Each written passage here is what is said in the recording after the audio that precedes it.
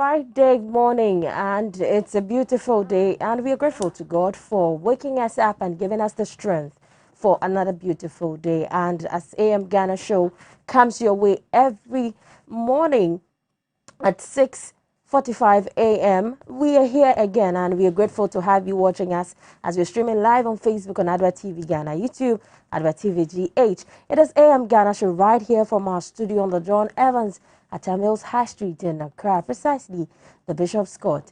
I am Anastasia Badu, and I'm on the show this morning with my, I don't know if today is the Gan way or is the Igbe way or is the Krobo way or however it is. But Reginald, good morning. Yes, good morning, Nance. How are you doing? I'm very fine. You look like the newscaster who was reading at GBC. Elankra? When I was a very little girl. Yes. I think you're referring to Elankra, a very slim, fair gentleman. But he has left his legacy. We just ought to take it up. But we are still in the Heritage Month, so today you can call me Nene Tete. Oh, okay. Well, I think there's a correction. Anyways, you can call me Nene Tete this morning, the first, because Tete is also part of my name. Tete Antie is my traditional name, actually. So I'm representing my people from Asutari, somewhere on the outskirts of the Greater Accra. Sometimes it's said to be in the eastern region, but we consider it to be in the Greater Accra region. A good morning to all our lovely viewers and our cherished viewers for joining us today. It's a Friday, and we are happy to be here to serve you with nothing but the best. This is AM Ghana. My name is Richie Adi, and today we're taking you through a few conversations. Yesterday, we saw Ken Oforiatta, Minister Designate for the Finance Ministry, pending his approval, having to answer to the Appointments Committee of Parliament during his vetting, or after weeks of going for a health, should I say, retreat in the United States. Yes, it was a retreat because he spent enough time over there. He came back and he had to attend to this national duty after his appointment was made. So he's bound, and it was appointed by His Excellency Nana Addo Dankwa Akufo-Addo in 2016 to represent the finance ministry. He's also been appointed for a second term, and let's see how he fared at vetting yesterday. We'll also be bringing you other conversations. We're still in the pensions month at Adoatv. We'll bring you some more conversations on these, amongst others. Now, let me remind you that AM Ghana is proudly brought to you by Adoatv roofing sheets and cooking utensils. Thank God I didn't struggle to get this one early this morning. Today, Adoatv gives you premium aluminium, non-rusting, nailless roofing sheets. I say this over and over. One of the basic needs in human existence is a shelter. And if you're constructing, you're building a shed, you're building a school, you're building a house, a church, a mosque, and you want the best roofing sheets for your structure, then Adoatv is definitely the place to look at. They give you premium aluminium roofing sheets that stand the test of time, non-corrosive.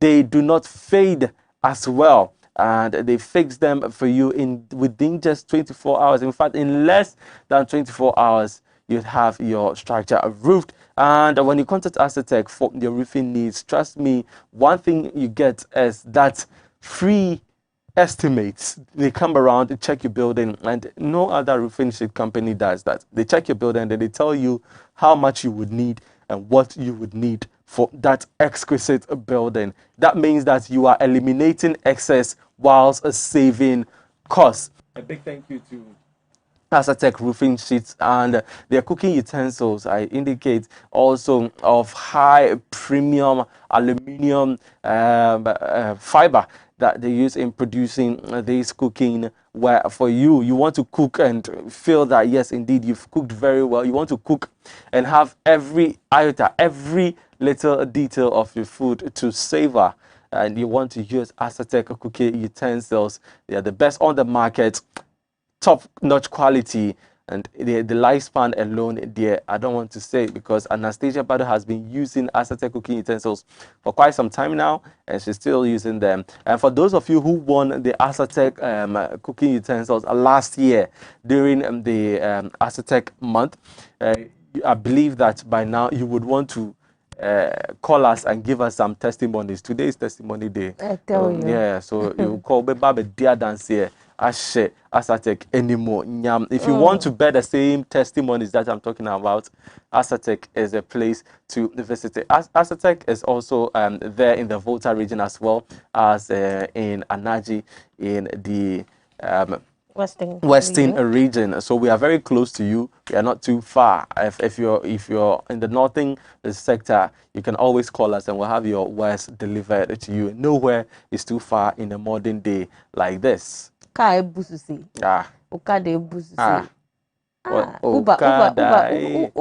all over. Uber all over. We transport. Even now your delivery services are there. Exactly. And so if you want anything, you can just place a call. Exactly. Tell what you want. It shouldn't be a Make problem. sure that you describe it vividly, and then it will be delivered to you. Of course, Asatek gives you that luxury as well. And so those who are looking forward to wholesaling and retailing as well, this opportunity is there for you. If you go to the market and you want to buy any cooking utensil, make sure that you find Asatek. They have the frying pan as well. So for the Indomie doers, this is the chance for you. So as people are doing the Indomie and you are frying the extra eggs on it, this is the chance for you to be using the Asatek frying pan as well to be using. Maybe your child is a home economics student and the person needs to buy some utensils. This is the opportunity to buy the utensils from Asatek. Of course, you need to buy them some frying pans as well. You can add that. The Makola set is also there for the cocoa sellers and the Tuozafi sellers and all. This chance is there for you in Tema, in Accra, in Anaji, in Takoradi, and also in the Volta region. You can get this, or you can get access to it easily. In case of any free estimation, to be assured that they're going to do that for you, and installation will be done for you also. And so far as you watch Adoatv and you're a viewer of Adoatv, and you've been hearing us speak about Asatek a lot, you can even enjoy some discounts, Reginald. Exactly. Discounts right there for you. When you go to Asatek, just tell them that you heard of Asatek from Adoatv. Once you mention Adoatv, but sharp discount for you.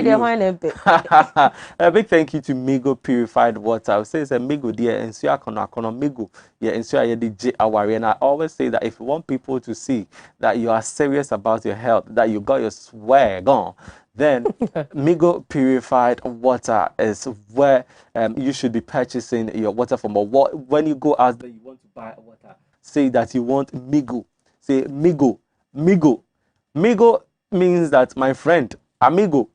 Yes, so Migo is your best friend in times like this, in times when you are thirsty, in times when you are needy, in times when you feel like you need something to quench that fire that is burning inside you. Migo is sourced from the very, very best water sources, and they go through very, very strict filtration processes and distillation processes just to ensure that you end up with the safest water to drink on earth. Migo Purified Water is all around us. You can get them in the sachets, in the bottled forms as well. So make no mistake when you go out there to buy some water. And speaking about water, big thank you to X Mineral Water. X Mineral Water is the water for champions, the water for those who want to unearth that hidden potential within them. So perhaps you're a footballer, you don't know that you can play soccer. Perhaps you're a pastor, you don't know that you can preach. Perhaps you're an Odifwo, like a very good friend I know, but you don't want to establish a church. You see, X Mineral Water will just give you that power and that atmosphere to open your church. And trust me, the OD spirits that you have would manifest over there in the church. Unleash your power with X Mineral Water. X Mineral Water has several packs. I especially love the football looking bottle. It makes the athletes really relate. Attractive. Exactly, very, very attractive. And Anastasia Badu really has sentiments with that one because they... Reginald. Okay. Reginald. So... You want to be called to court, eh? I want to be what? To court. Oh, no. I'm sorry. I'm sorry, Madam Speaker. Okay. I'm sorry. Well, Anastasia Badu has a favorite alliance with that very one, and we are happy. I mean, this is what you get when you watch Adoatv, and when we tell you about our sponsors like X Mineral Water, and then we have Sonotech No, also but on board. Reggie, before you go on to that one, Yes. like you were saying with X mineral water, I think it's very attractive. The football kind of shape is very attractive, and it's handy. It's unique as well. Yes, it's unique. It's also handy. At this point, Mr. Producer, I think Yeah. I need a bottle of it. Anyway, so able to it's like you were saying, it's portable, and water must be portable and portable as well. And so you can take it anywhere. I mean, for you ladies, I know that you have these big bags that you even put mortar and pestle in.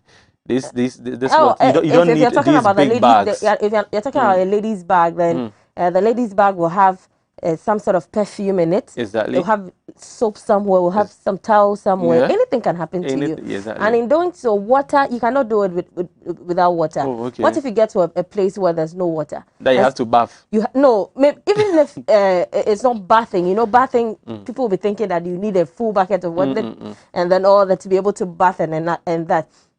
And so if you get the small bottle, okay, if you get the small bottle and then you add it to it, at least if you have your small towel with you and then the soap, you can rub it and then you can clean some parts, whatever things that you find. Maybe you go for a party or anything. It also helps, and it's very handy in the sense that day in and out you're supposed to be taking water. So if you are like me, that for some time now it's been difficult for me to be taking the 500 ml 8 bottles or 6 bottles in a day. The way it's attractive and handy, if you have that, it will encourage you to even finish the bottle because it's 350 ml. So you can take it. Maybe after taking 500 ml, you get so full that you cannot eat or do anything and restless. And so the 350 ml, you can take it.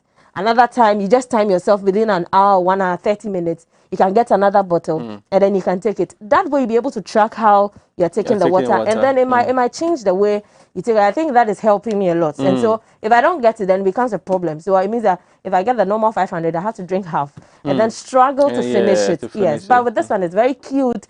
And you'll be taking it as if you're taking a drink. By the time you realize, you're done with the water. Yeah. X mineral water, dear. You see the skill that Stephen Appiah used to kick the ball into the bin. I'm sure you also get that after taking the water. But Great. aside that, we are talking about Sonotech. And in this country, and even as practiced elsewhere, every month stands for something. Every month is commemorated for something. And just as we did this Wednesday, we commemorated World Tuberculosis Day. In October, we all know that there's Breast Cancer Awareness Month. And so if it's not a day that is being commemorated, it is a whole month that has been designated for it. There's a Sickle Cell Awareness Month as well, somewhere in November or June. I'm not so sure. I've forgotten. I'll get the right month. But there are other days that are being commemorated with regards to health.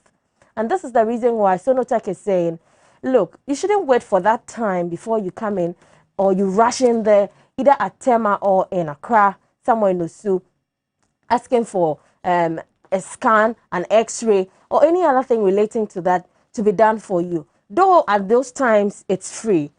They are saying that they are located in Tema and in Osu, somewhere around Kuala. So when you get to Kuala in Osu or the Oxford Street, you ask for Sonotech. And there's a popular internet cafe close to the place. So it's a pink building. So when you join the Akwaje road heading towards Laboni, you keep checking on your right, you find a very beautiful, pink, attractive building in there. And that is where Sonotech is situated. That's in Osu. And then in Tema, you can also locate them. But their numbers are there. And they are saying that they are calling on everyone who wants to have an x-ray done, ECG done, mammogram done. Yeah, if you want the interventional radiology procedures also done, EEG, ultrasound scan, CT scan. So if you're pregnant and you've been asked to run an ultrasound scan to see the position of your baby, if your baby can be seen, what your baby is like, you want to check the gender of your baby, and then all that, Sonotech is calling on everybody to come in there. You can also accompany your wife there if you want to, and they will take good care of you. Yesterday, I passed through the place around 7:30 p.m. and the place was open. So it was still open to the public. And so you should rush in there or take this opportunity. Since you've watched here on Adoatv, take the opportunity, get closer to Sonotech Medical and Diagnostic Center. You can call them if you're around Accra or in Usu. You can call them on 020-616-1908. 020-616-1908. Or if you're in Tema, you can call them on 059-421-4898. 059-421-4898. So they run a 24-hour service. That's why I was saying that yesterday. I passed by at 7 p.m. and the place was open. As for health, they are closer to the police hospital. And if you're thinking about it, maybe they can also be closer to the large general hospital. So it's not too far. And you get a vehicle that can convey you from the place to large general hospital or whatever hospital you are going to. And so Sonotech Medical Diagnostic Center is the clinic for you. And so far as you're running a clinic service as well, whatever is wrong with you, if you're not feeling too well, you can go in there for some service, and it's going at a relatively cheaper cost. You can all afford. And so since you've watched on Adoatv, when you go in there, tell them about it. I watched on Adoatv. I heard Anastasia talking about it. I heard Reginald speaking about it on AM Ghana show. And bet me, you're going to enjoy some kind of special treatment. Thank you. Discount.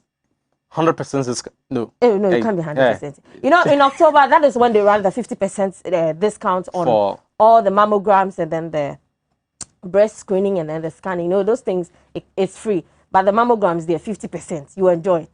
Mammogram, 50%. You enjoy that one. And so you get them. It's a very beautiful clinic. When you get them, I'm not sure that you even feel sick. When other commercials are being played in some other media firms, what you will hear stuff like 50% discount free of charge. A discount is not free of charge. You see, don't allow them to lie to you. 50% discount is not free of charge.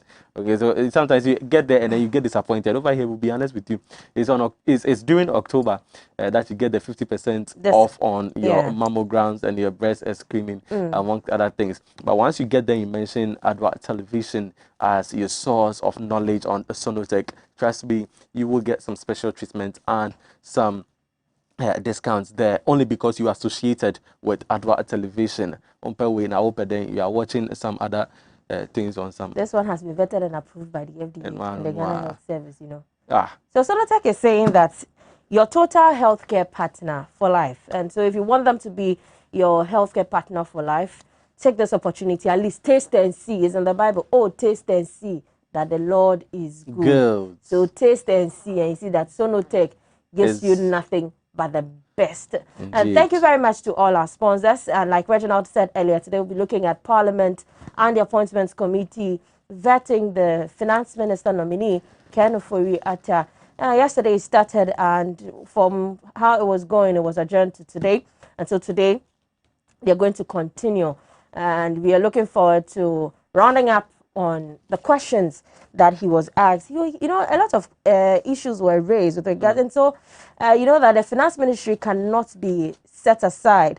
Of course, it will affect almost all the ministries and then all parts of governance, because others will need the money, and in the budget it's supposed to be stated there. So that clarification was also asked. So we look at the probity of the vetting. We also look at the answers or the responses he gave to some of the questions, the Corrupt Act questions that were asked by the committee members. And we'll be looking at that. We'll also be looking at traditional foods and their relevance. Traditional foods and their relevance. Reginald, tell me about where you're from.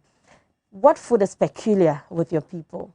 Okay, so I'm made up of, let's say, the entire Ghana Dangbe clan. So 50, so from both sides? Yeah, from both sides. 50 Ghana, 50 Dangbe. Yeah. What is Ngelijo? What? Ngelijo. Ngelijo over there. Oh, okay. Yeah, Ngelijo is over there. At least I got tomorrow. Yeah, you got. So, if my people at Adoatv, we are likened to the gas, but when you come to what we like best, we usually like the ampesis amongst other things. But it's things that generally the Dangbes are noted for the kokonte and perhaps the no, not necessarily one. We have special meko that we used to eat that one. And initially, growing up from my father's side, we were used to the Ghana aspects, and then I got really intertwined with my mom's side still earlier in my life. And for the first time, my grandma prepared the kokonte and the pepper with some small abobitabi inside, grounded together. I was looking at her like, and then mom, you know, like mobile. So I sat by her, and we had a very good meal. And trust me, trust me. And that was the first time I actually ate, either banku or that is kokonte without it being wrapped or perhaps molded. It was just put in the bowl like that, and then the surface was dry. So you dip your hand somehow inside like that to take the softer bit, and it was just when I called for a second round. Really? Actually, yeah. So it's not like now that we see kokonte being garnished or beautifully dressed with some oil. With that's oil, from the granite soup, oil from the granite soup that is used to smear so that it doesn't get hard. Maybe. Yes. It however gets hard one way or the other. That is the outer layer. It gets hard. Even if you put the okra, the Ghanaians prefer to put okra on it. It doesn't really change anything. The point is that you just need to eat your kokonte hot, and then trust me. Monday as well. I ate kokonte with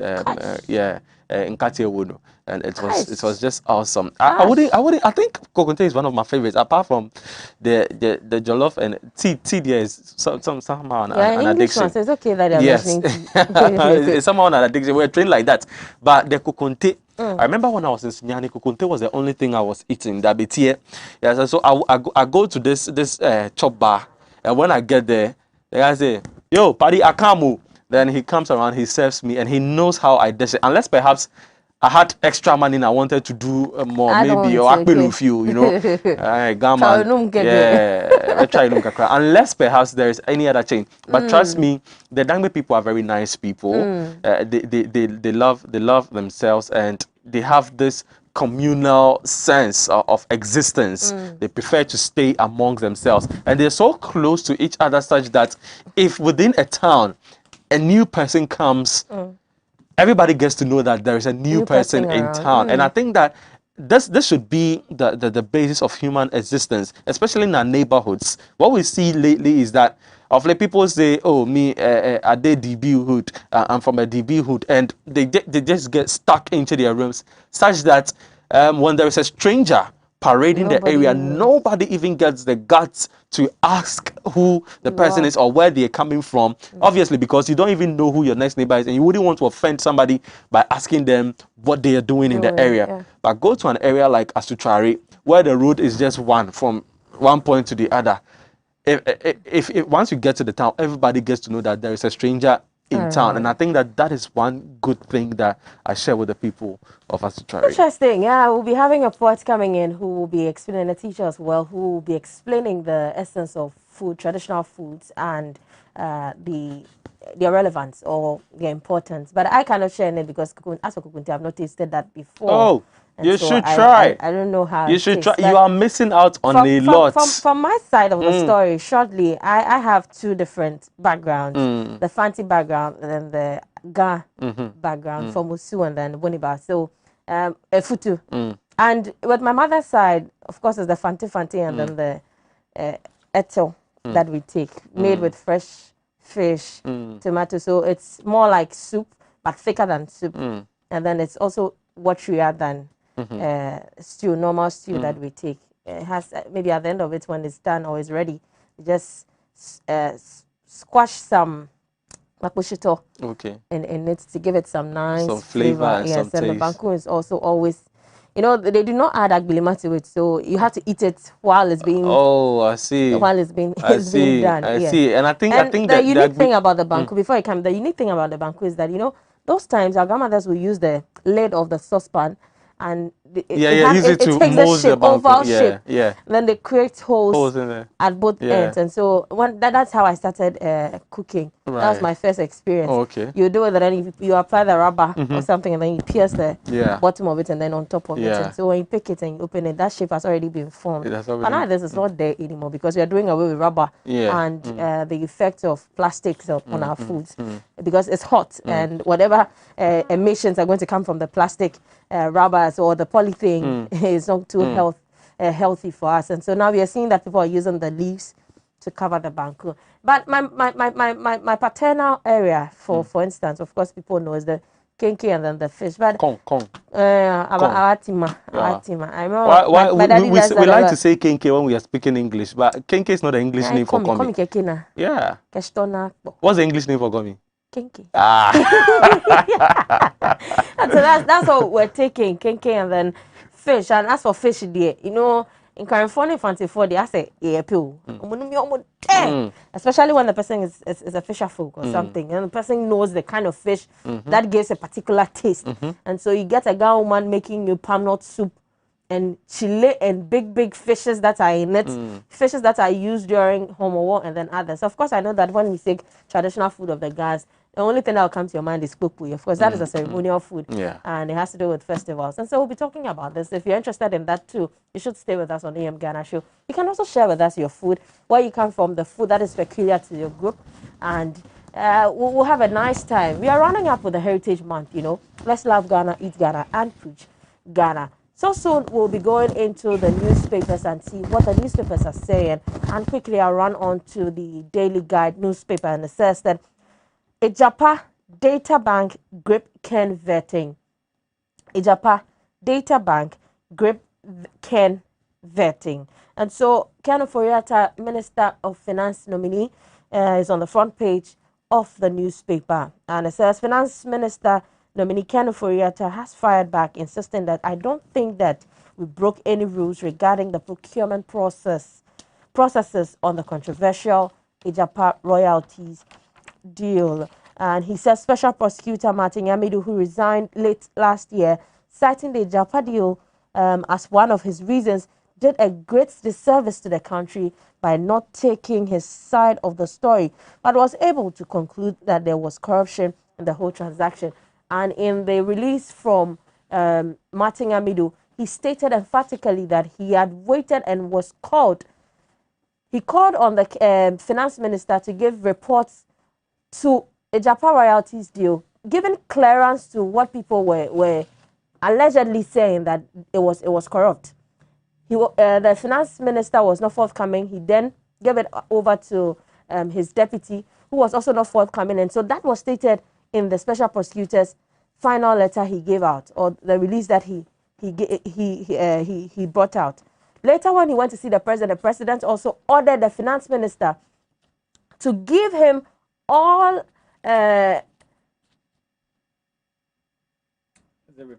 reports. Thank you, Reginald. All reports about the Japan royalties to the special prosecutor. That was not done, and so I did not side with this. But you know, opinions are like gnosis, and so far as it's of national interest, we'll talk about it. And aside that story, we'll go to page 3, which says that fresh charges for ex-SNIT boss. Fresh charges for ex-SNIT boss. And also CRI wants clear rules for senior high school. And this is on page 6 of the Daily Guide newspaper. Interestingly, 2 pages ahead of this page, and one of the favorite people would like to see, court subpoenas McBrown over Bulldog. Court subpoenas McBrown over Bulldog. And this is on page 8 of the newspaper. It says that an Accra Circuit Court has issued a witness summons against TV show hostess Nanama McBrown to testify in the trial of Lawrence Nanesi Amahanson, aka Bulldog, who allegedly threatened President Akufo-Addo on live television. The subpoena followed claims by the prosecution that the popular actress was reluctant to help their case and appeared not to want to come to the court to testify. So there's a lot of stories in here on the Daily Guide newspaper. All right, Good now. let me quickly speak to Mr. Richard Kumado, who is on the line, Okay. in line with the vetting yesterday, Ken Oforiatta. Hello, Mr. Kumado. Good morning. Good morning, sir. How are you doing this morning, sir? I'm fine, thank you. Very well. So we've been long waiting for Ken Oforiatta, Minister Designate for the Finance Ministry, to join us with so that we conclude this whole vetting process. What would you say his performance was yesterday, although the process is not done yet? Oh, is one of the requirements to become a minister, you have to be vetted by Parliament. The challenges we have over the years is that the vetting procedure needs to be enhanced. People are struggling to ask questions because they are being limited, and the time duration is also a major issue. There's no scientific basis to critically check to ascertain some of the questions that have been asked and the answers that are provided. And once we have adapted these strategies, we will need to enhance it more to make it a bit more effective. Otherwise, it become a dress rehearsal where people must necessarily go to ask questions and to answer, and they will be approved for whatever reason. It wouldn't help much. Well, can we then? Can we say that as it stands and looking at what has happened in the aftermath of previous vetting exercises, that this one is just like you mentioned, a dress rehearsal? Because at the end of the day, the will of the appointee is done. Definitely, once we are using numbers, especially when the approval or the rejection is thrown into the floor of the House, and the party in power or the other people have the numbers, you'll be accepted or approved or rejected, not based on many of the things you have said by shared numbers. And I think if we look at America in particular and how the vetting processes go, we can learn something from there. Otherwise, what we are doing here, people will be struggling to ask questions, and you could be asked not to ask a vital question. That also affects the level of questioning and the knowledge base of the people asking the question in specific areas to specific people. We can enhance it and make it a little bit more flexible and advanced in order to get the best out of what we do. Okay. So in the questioning, you said that the questions were limited, as obviously each member, apart from perhaps the leaders, are given only a chance to ask only 3 questions. Would you think, as a matter of time and putting time into perspective, do you think that this 3 questions limit is enough? Because the members also find a way to chip in what they call follow-ups. You and I agree that, I don't know, okay, well, I don't know your thoughts, but I think you would agree that if the scope is given for maybe unlimited questions to be asked, this will not be done within a day. Definitely, that was the point I was making initially, and I agree with you perfectly. Look at when Donald Trump appointed Madam to the Supreme Court. You saw the normal updates, you saw the process, you saw the diligence, you saw the prudence, and you saw it, the front and back.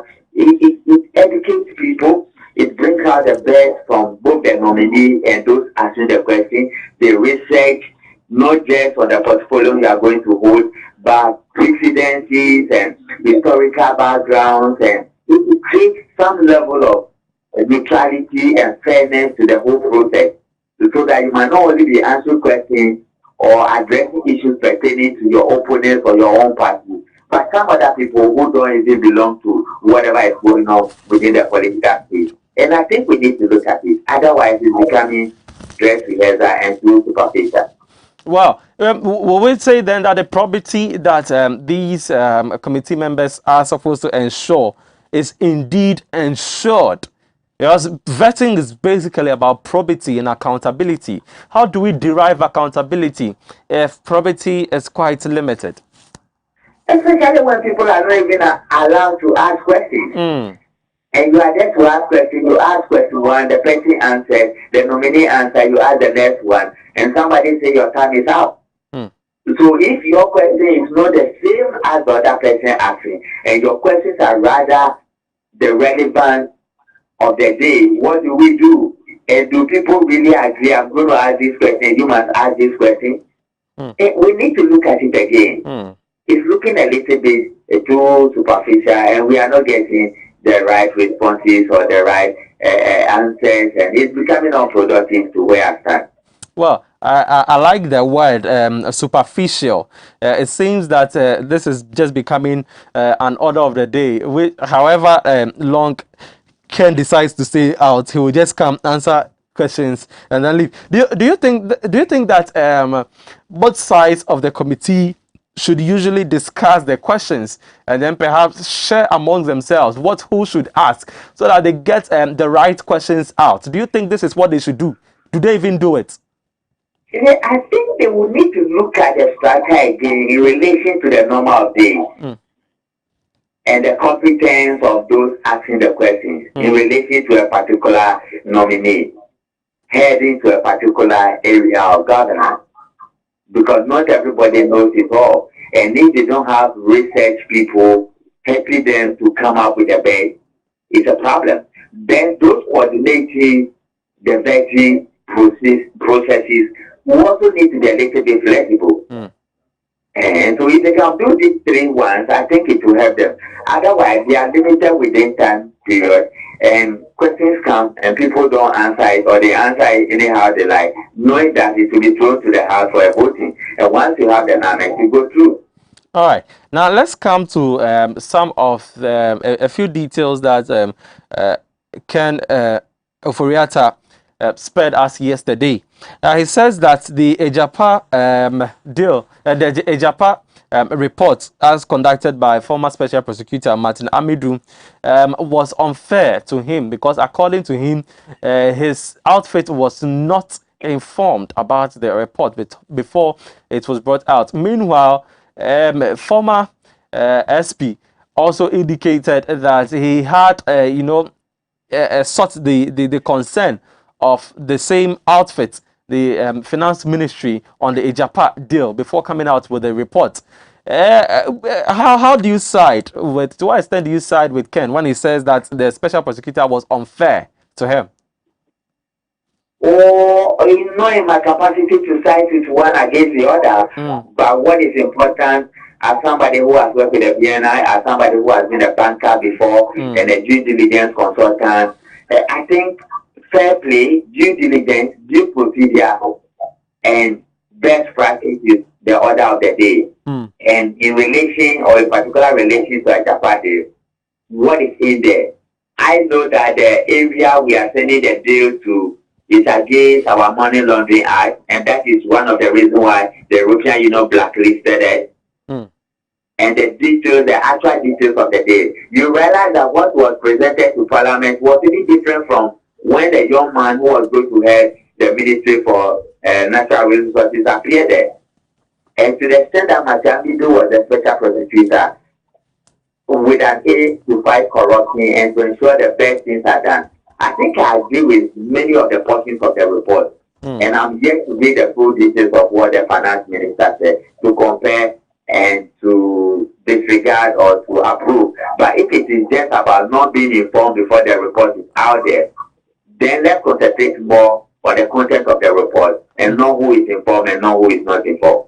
Right. That's very interesting. But he also threw a little hint on the Ejapa deal there again when the case of data banks involvement was mentioned in the deal. He says that his outfit, that is the data bank, was not involved with a Ejapa deal.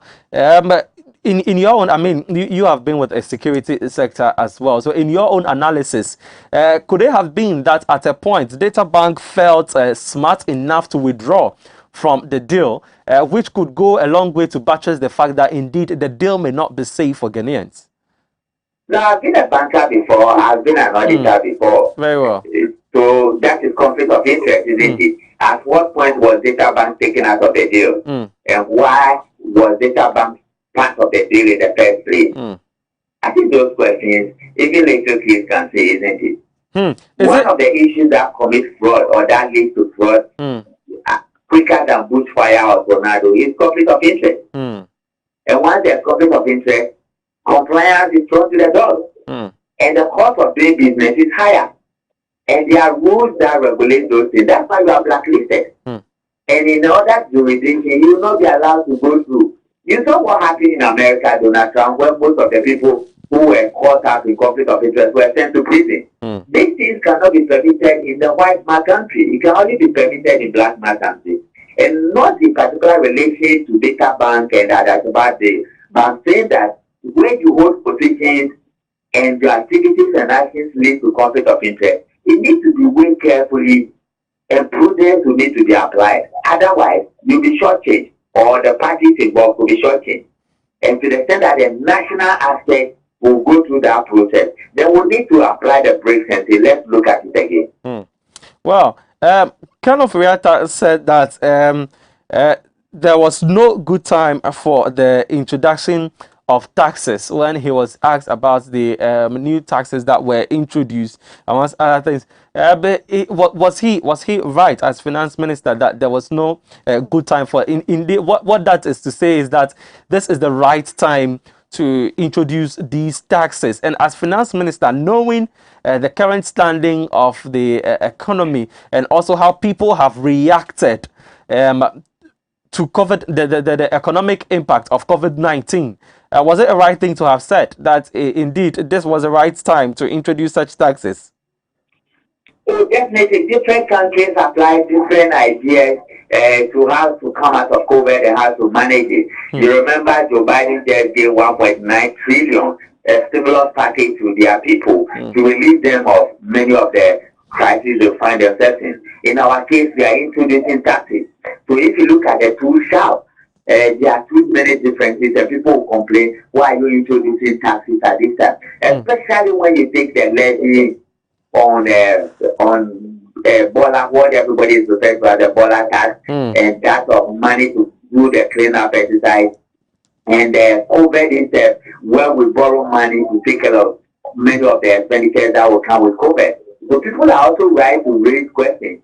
But he's the finance minister, and he said it's the right time to introduce that. That affects every household.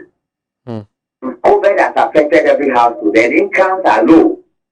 And you remember there was this thing about public sector wages being frozen, and the president had to come back to say that is not the case. I think those contradictions are some of the things they will need to look at going forward, so that we know exactly what to believe and what not to believe. Otherwise, taxes are not good things to do in this particular time we are in. But to the extent that government revenue is falling and government expenditure is going, you either have to borrow money or print more money, which also have a severe economic effect on good governance and economic management. And that is a task they need to look at. We were told in this country every fool can borrow money and every idiot can increase taxes. The same people are turning around to say they are not coming to provide lectures on the need to borrow and good taxation. Jesus Christ of Nazareth.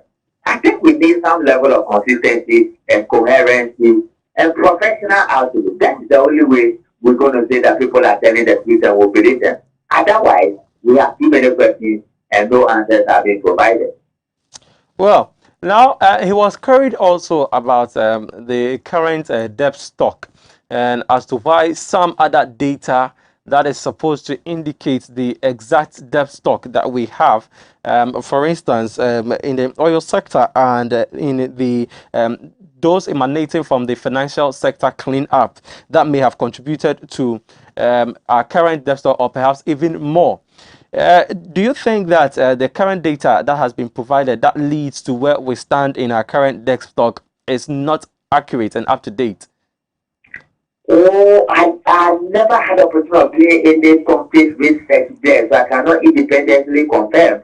But it is also true, and it's clear to everybody that our debt is ballooning, and our national debt is also ballooning. And because we are borrowing too much, and the monies we borrow are not generating enough returns to be able to pay those ones. Once your national reserve is affected, and the interest you pay on the debt is also going up, then you will need to do more mobilization. But to continue borrowing to pay other debts and interest on those debts, I think you will need to look at your macroeconomic environment again and see prudent ways of raising more money instead of taxing, because taxing is not the only way for government to raise revenue for whatever expenditure they will want to engage in. Well, this is out of Ken's vetting, but is you said that taxing is not the only way. What could be the other way for generating some internal funds to ensure that we show above the economic standing and also above the impact of COVID-19? Okay, so when you are borrowing, you have to borrow smartly and know exactly what you are borrowing the money for and what to be the intent of that borrowing, so that you don't borrow and add to your debt. So that is number one. Number two, when you look at the economic performance based on the budget, you saw the growth of agri and you saw service follow second and manufacturing and co follow third. Which means that even if you look at the year of return and the money that came in, we could have repackaged it outside our tourist sector, because some countries are opening it up and we could make more money from there. It also means that agro-business is something we must develop. And we have been saying in this country that we are blessed to be where we are because of land and the nature and the environment and everything. Once you produce more and you don't have to spend more money in importing food into your country and you begin to export, the balance of trade is going to favor you. And you are going to have reserves that increase your reserves. And it's also going to affect your income and foreign direct investment, because more people will want to come into your country once the environment is clean and it is productive in terms of businesses. So there are various permutations we can look at. All right. Now, it seems that I have spoken to a few, persons in the financial sector. They say that the fact that these new taxes have been introduced does not necessarily mean that we will not go out there to borrow. When you look at how the country generates funds, one of them is grants from other countries. Now, some countries also, when Ken was answering the question on the LGBTQI stance from Nilante van der Poel, he says that we would not condone any funding that has a link with LGBTQI, or perhaps we would not accept LGBTQ under the guise of some level of funding. Would that affect us in any way, considering that most of these countries that, or some of these countries that we gain these grants from, have legalized LGBTQI and sometimes use that as a foundation to solicit for the legalization of LGBTQ societies in other countries? So there are various places you can borrow from as a nation if you want to borrow. And there are various institutions who have different ideologies and different alignments. So if it has become so necessary that we need to do a due diligence or background check on people borrowing us money in relation to LGBTQI, then it's something we will need to develop the capacity and do it properly. Otherwise, the possibility of becoming vulnerable because of your position and you needed the money so badly, you could be entrapped into some of those things. And overnight, you have signed deals that will bind you to some of those things. And if as a nation or as a finance minister, that is his position, then going forward, we will need to look at it and see whether they have really done the due diligence at all, or the money they are getting, what are the sources of this money, and what are the ideologies of this money, and what are some of the things we have to do, our responsibility as a nation. So we can be in a position to be clear in our minds that we are not getting money from places where some of these things will be attached. Are we safe when a whole finance minister, that is, let's say the accountant of the nation in a way, says that he does not receive salaries or per diems? Are we safe? Well, I don't know how that works, but even if it's not receiving salary or it's not taking per diem, the food he eats, the car he drives, the fuel in the car is being fuel by himself. Where are those monies coming from? And we need to look at it again. Is it coming from some other sources and not necessarily salary? Who is financing those things? And if he's supposed to take salary, how much is that salary? And why is he not taking it? Is it going to charity? or some of those things. We have heard Donald Trump saying that I'm not going to take salary, and at a point he's giving his salary to charity. So you can see the contradictions and conflict of interest and all manner of things, particularly in certain positions. We wouldn't want you to be taking money or taking some favors from some other people. That is why we ensure that you are paid properly. And to the extent that you are not taking salary or per diem, then we need to find out your outfit and your outfitting, where is it coming from, and why is it coming from those places, and what are the agenda, what is the agenda and the interest of those people, and all manner of things. A friend of mine I was having a conversation with yesterday says that it was unfair that the minister designate was queried about the budget because he would have to appear in parliament to answer to some of these, but the appointment committee took the opportunity or advantage of the situation, the fact that he came in late to be vetted after the 2021 budget has been presented. My friend was saying that it was not fair because if he was vetted on the scheduled date for him earlier on, he wouldn't be answering to some of these things. Do you side? Oh, definitely. I told you I'm not supposed to side with one person, but no. I mean, what do you think? What do you think? Would it also be the case that it would have been prudent for him to be vetted before the budget is read? Because when reading the budget will also have an influence on whether you have been approved or not. And if what you are avoiding is that when you read the budget or you have been vetted before, it will affect the reading of the budget. Then now that thing has been pushed through. So whatever you come to say at the vetting will not affect the budget in any way. Won't it also be the other way around? But I'm thinking that whatever happens, let us know that Ghana is the only country we have, and whatever we do, we have to do it to the best of our ability. And that is the only way we're going to develop as a people. All right. So today we are bound to see the continuation of the vetting. Based on Ken's performance yesterday, what do you expect of him today now that he's going to answer to the higher ranking members of the committee? Oh, definitely. The vetting has always become like a cup of tea session. And I don't know what they want to achieve out of that, but we only pray that they will put in their best and let the best come out. And Ghana will be the winner. Right. Now, a future of Ghana, the next 3 years or so, in the hands, our finance in the hands of Ken Ofori-Atta. What should we expect? I mean, we know what the budget presents to us, but under Ken, what should we expect?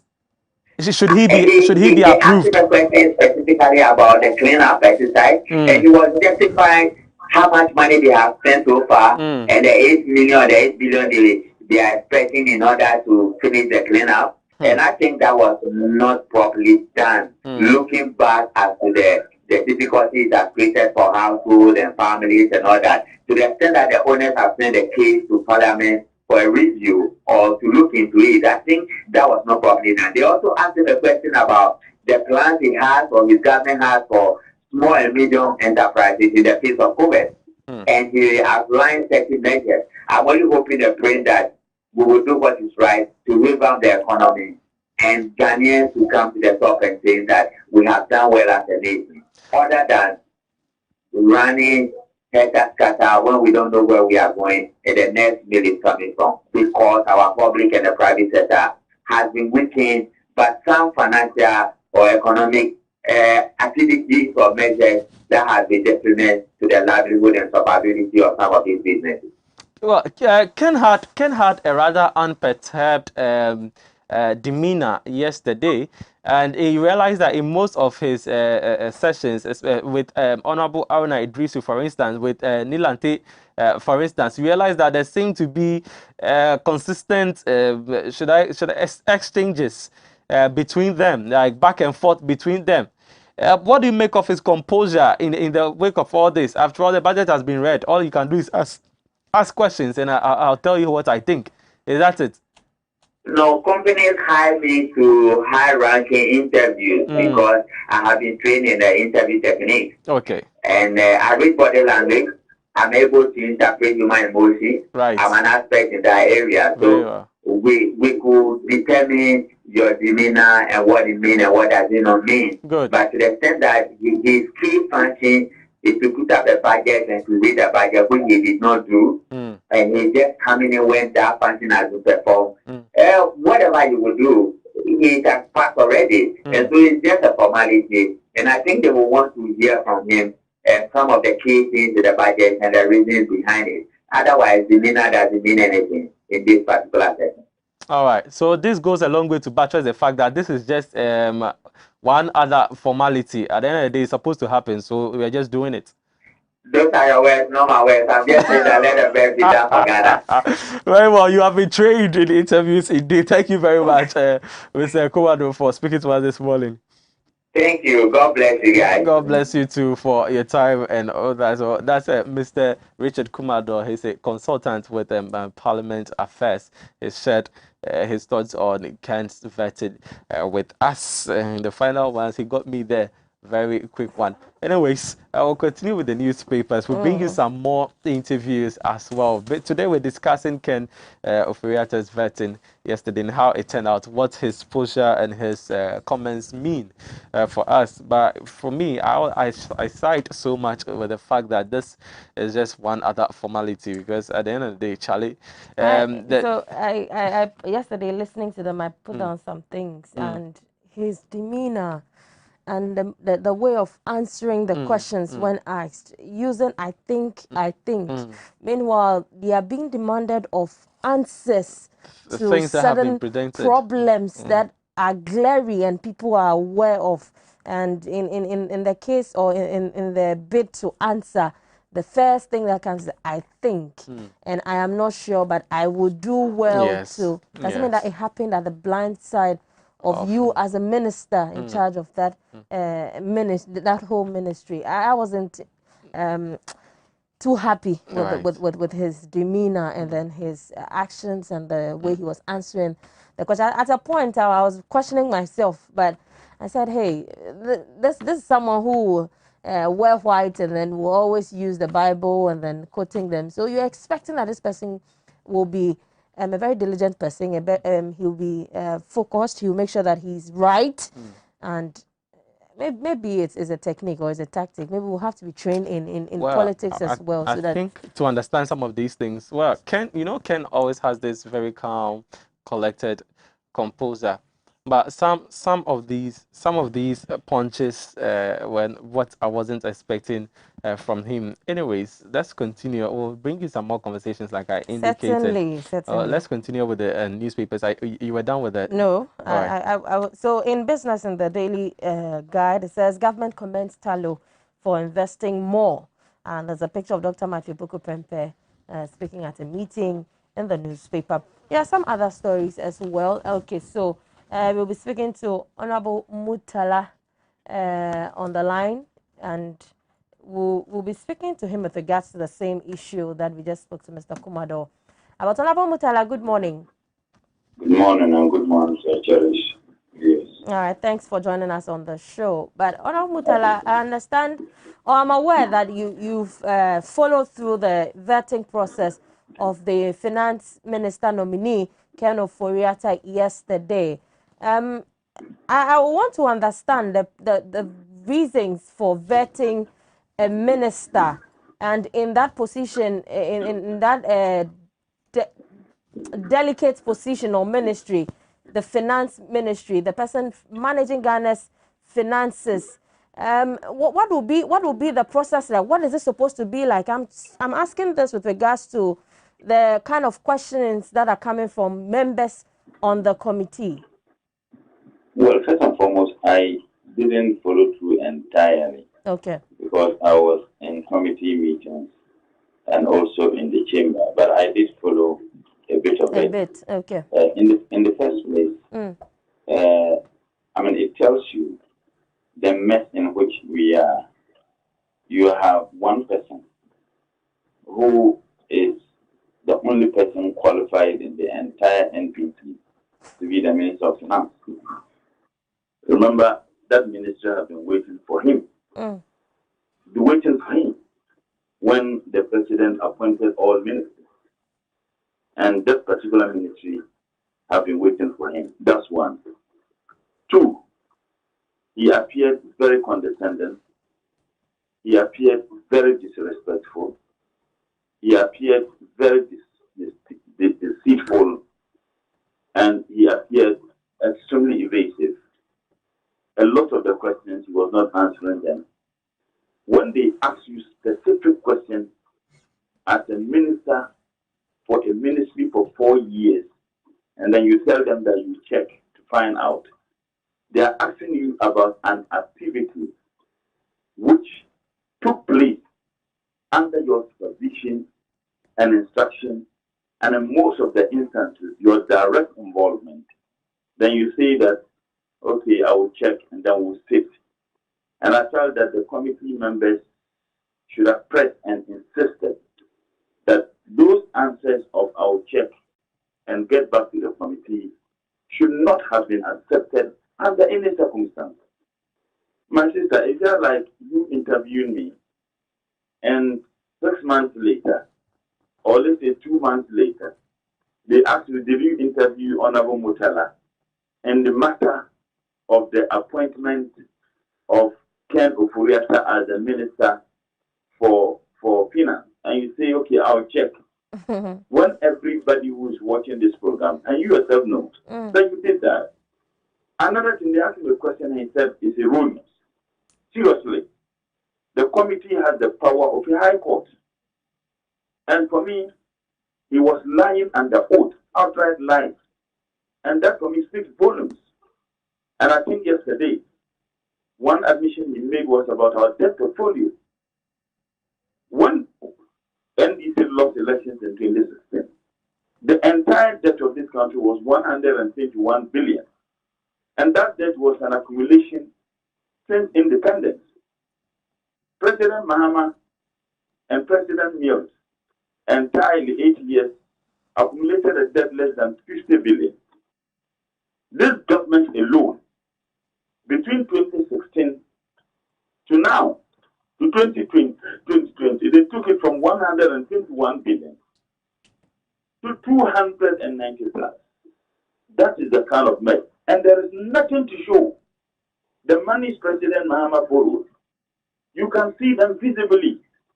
The regional hospitals across the region, the Circle Interchange, the Kaswa Interchange, the roads, the feeder roads, the hospitals, the schools, the e-blocks, mention them. You can give litany. Apart from that, the industrial transformation. So there is something to show. When you demand, they tell you that, yes, this government borrowed to service debt. Which government doesn't service debt? And the people of this country are not interested. So the mess in which we are was created by Mr. Kenofuriata. The mess that everybody was waiting for one person. And you know the reason? The reason is simple. He's the only person who can help to perpetuate the root of Fuadu and his family. He's the only person. And they don't trust any other person to continue perpetuating the loot of state resources.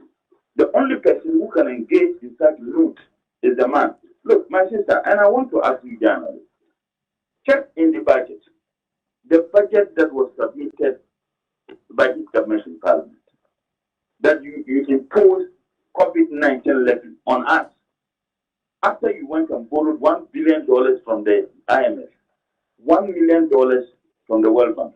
You dip your hand into the Consolidated Stabilization Fund that was established by President Mann.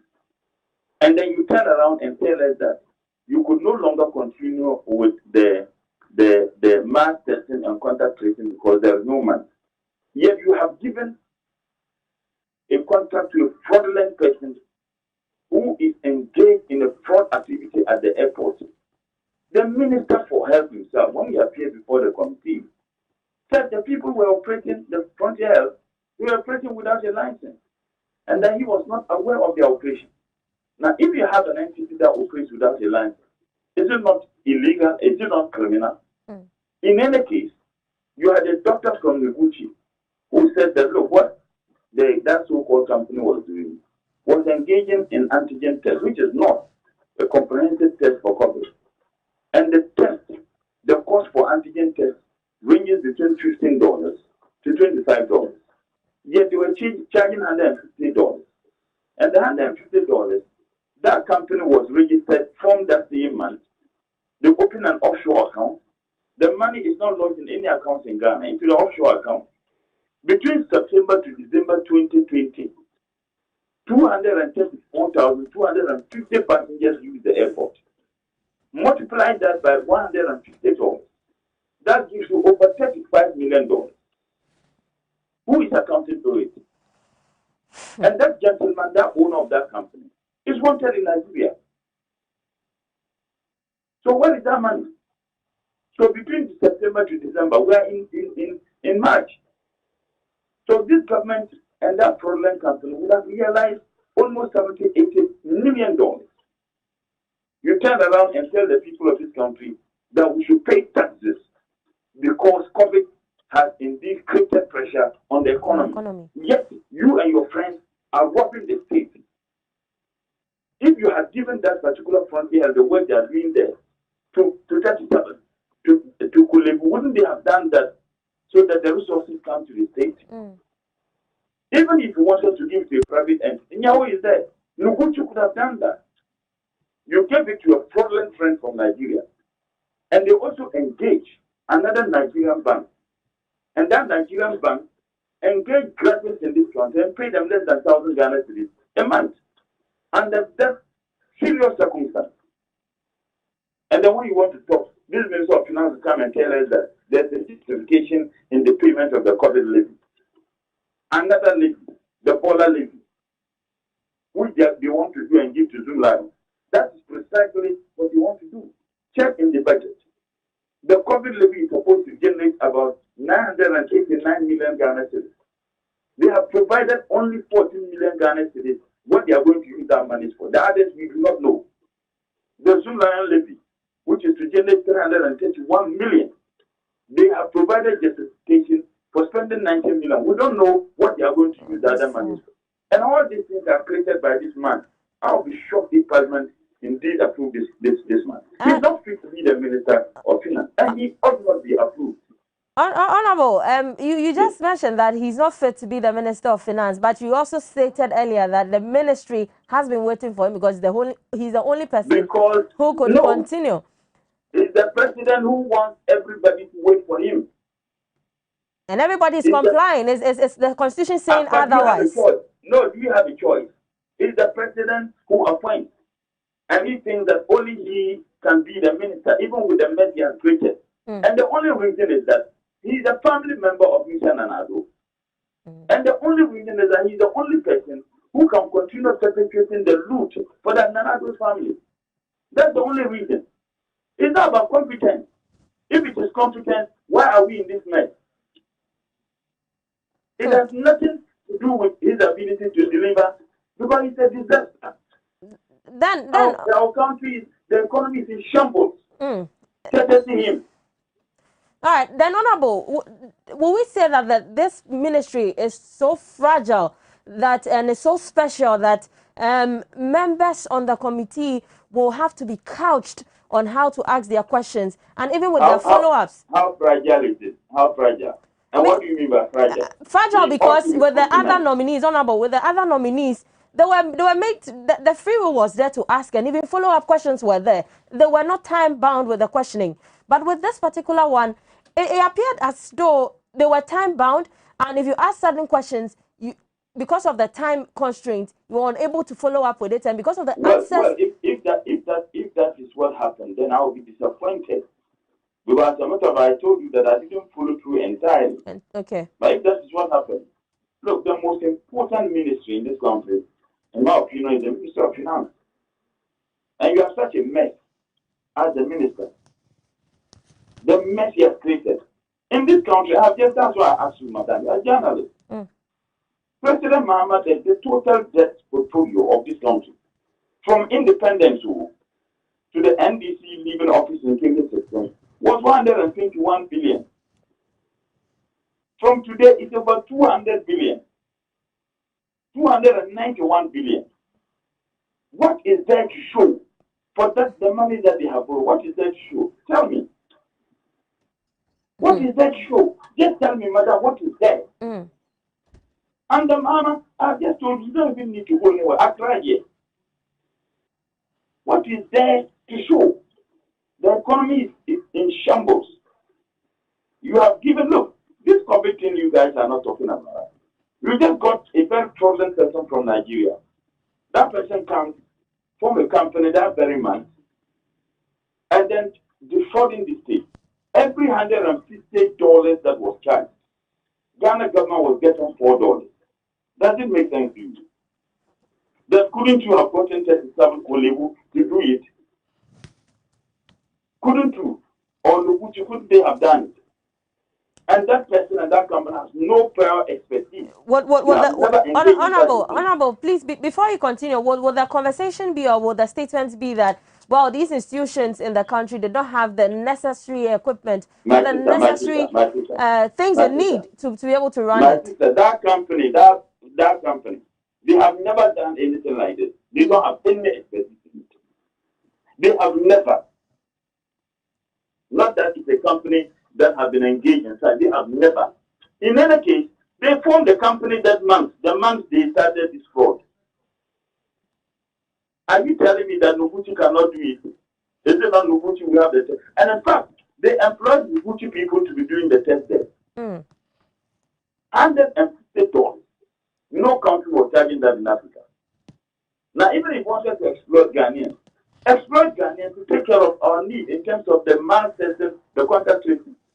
Yes, you got a Nigerian who's wanted in Nigeria. But, why are you not responding to it? Fine, but Honorable, whose sole duty was it to have approved this company to go on with the testing? It's the president who created it for them to work as. It's as simple as that.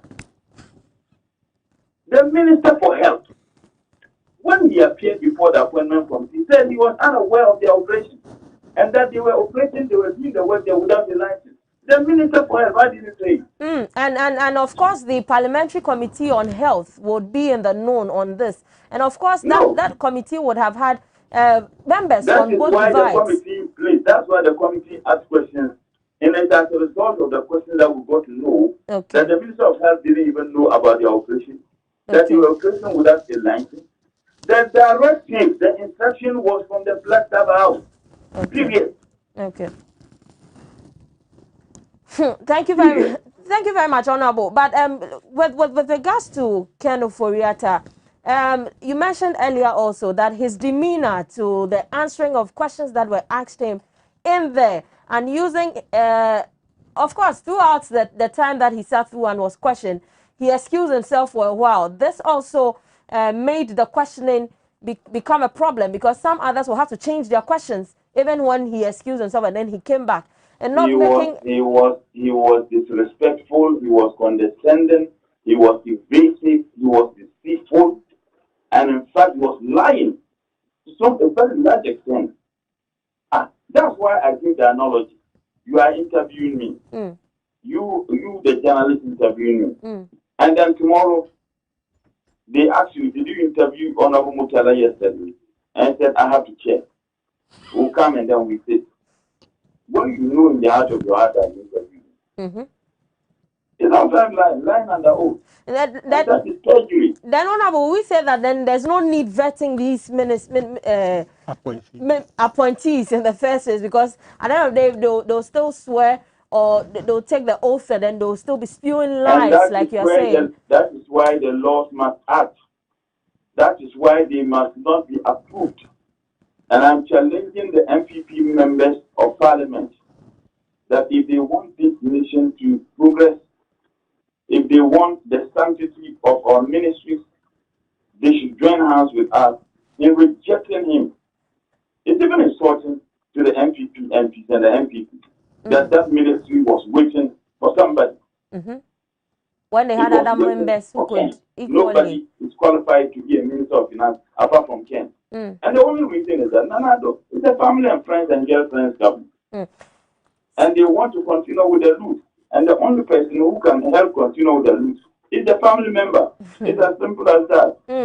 And if you are challenging the MPP MPs in Parliament, and you are saying that he mustn't be approved, do you think the Ghanaians are going to have that trust this time again, or the NDC side are going to be Ghanaians will not, and trusting I you that you are understand not them. going to approve Ken Oforiatta, looking at the occurrence of events with I'm our saying that yes, Kunsing and some others?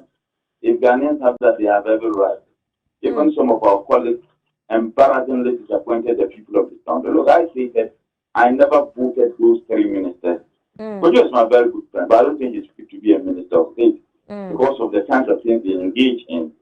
I never, and this I told him I can't vote for you. I never voted for them. But some voted, including some of our members.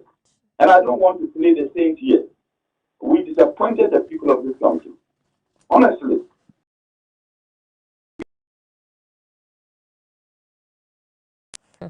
With the gun shot, people are still struggling as a result of it. Direct action. So I think that Ghanaians will be right. I just hope that this time round, we won't disappoint the people of this country. Well, the people of this country will be members of parliament who will have to have their time to vote. And if representation is done fully, and really we go by the words you're saying, we hope that that is not going to be. But if it doesn't happen and it goes in the way it went with the 3 ministers that you bitterly complain about with their responses and answers that were not forthcoming, well, then, I mean, with what you are saying, I'm not sure that due diligence has been done with regards to his answers to questions and serious issues that need answers. Well, I think that the committee, I don't want to preempt the decision of the committee. The committee would make their own decision. And I think that the decisions they are going to make will be based on the kind of responses they got from Mr. Ken Oforiatta. What I'm simply saying is that if I were in the position of dictating for the committee, I would say that he should be soundly rejected, that he wasn't being truthful, he lied under oath, he was being disrespectful, he was being evasive, and he didn't show substance. All right, and so assuming he's rejected, what happens next? There will be another nominee that will be presented, and of course, the other processes will follow. Of course, there will be another nominee if he's rejected. And inshallah, I pray and I hope he's rejected. And if we are praying that he's rejected, who are you tipping, or who do you think will also be eligible? Because you said there are other people waiting. That's the prerogative of the president. I mean, he, under the constitution, has the absolute right to appoint. But parliament has the right to determine his appointment. And as well as the president appoints subject to the approval of parliament. So if parliament says they are not approving it, the president cannot appoint a minister. He will have to appoint another person. Okay. Well, okay, so my colleague Reginald will want to come in and speak to you. Honorable, so thank you for the submissions so far. You say that you say that you don't see Ken being approved, but I mean, he is the Minister for Finance. He's not the minister. Sorry, the minister designate for finance, and the past 4 years has been under his lair. Now, yes, and the budget that was read not long ago, obviously couldn't have been compiled on his blind side. He was directly involved in the compilation of the budget. Now, the approval of the budget has seen a majority of representation in Parliament on its side. Don't you think that this may come to play when it comes to perhaps the approval of Ken as Minister for Finance, if it gets to that point? Well, first and foremost, I don't know whether you followed the debate in the approval of the policy statement. Mind you, we haven't approved we approved the budget, the policy document. We are approving the estimates now. You have approved some estimates, yes. Yes, I'm saying that if you follow the debate, and I'm speaking as Honorable Mutala. Right. I asked in my debate that we should reject the budget. That was my position. I never supported the approval of the budget, and I can make the video available to you.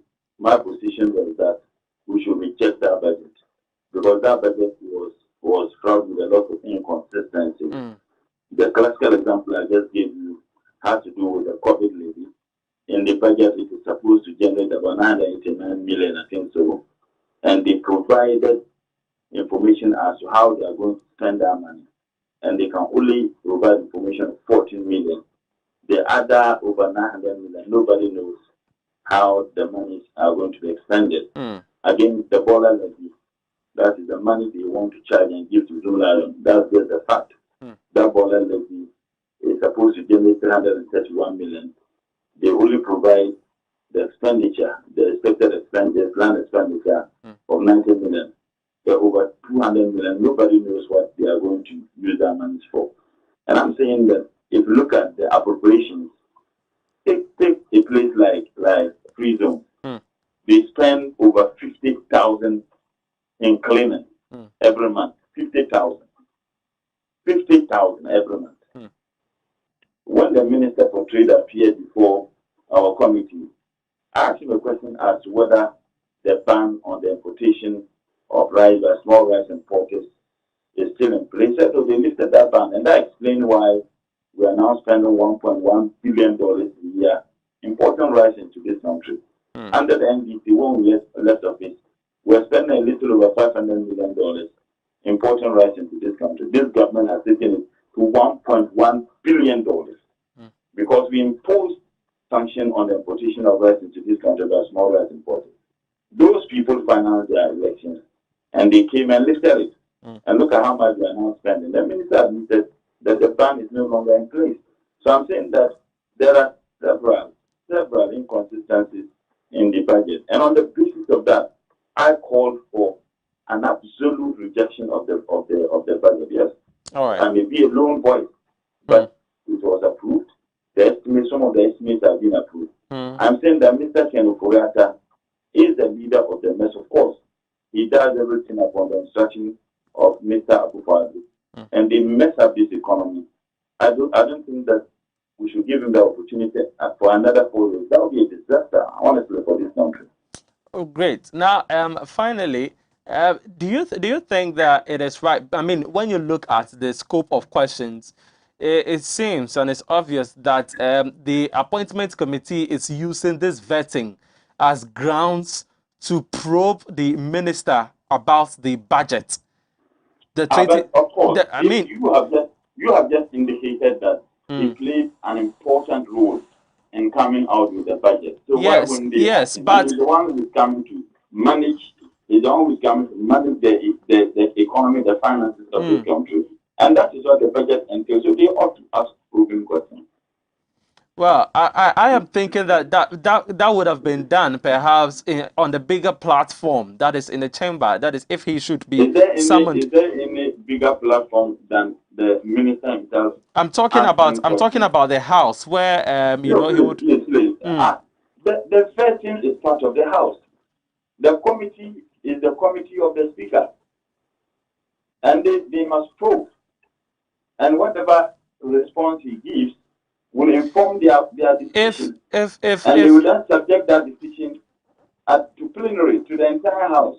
If the minister, if the earlier date that he was to be vetted was to have been indeed effected, would the questions have come in this vein? Do you think that questions would have come based on the budget or perhaps on his previous performance? The appointment would have, look, they asked questions based on what he did as the Minister of Finance the past 4 years. They asked questions about this budget. So if you now ask me whether it would have been to some extent also deal with issues in the budget, I don't know how you want me to answer you. Look, here is the case, the budget came before his person. And since he played a significant role in writing the budget, then they have to ask him questions on that. All right. Well, Honorable, thank you very much for your time once again. I appreciate it. We are grateful. So much, my brother. All right. So, Honorable Murtala Mohammed, Member of Parliament for Tamale Central. You just heard from him. I don't want to go too much into his I think Ghanaians also watched, and so today will be the last day, and we'll see how that goes. But Monday, of course, we're going to resume on the conversation about that again. But I'm still rounding up on the Daily Guide newspaper on sports. Burkina Faso, Guinea book AFCON tickets, and yesterday Ghana also met South Africa, and it was a 1-1. kind of game. So one on each side. Stars secure AFCON ticket as well. And Brazil ends coaches dance in court. MTN Golf hits Sachimota tomorrow. And finally, at the back page, FIFA pockets 3 billion euros from Qatar World Cup. Stadium workers make just 8.30 euros a day. 6,500 allegedly dead. And that's it for the daily Guard newspaper. All right, let's look into another daily, the Daily Graphic. Truth and accuracy every day. IGP cautions churches ahead of Easter.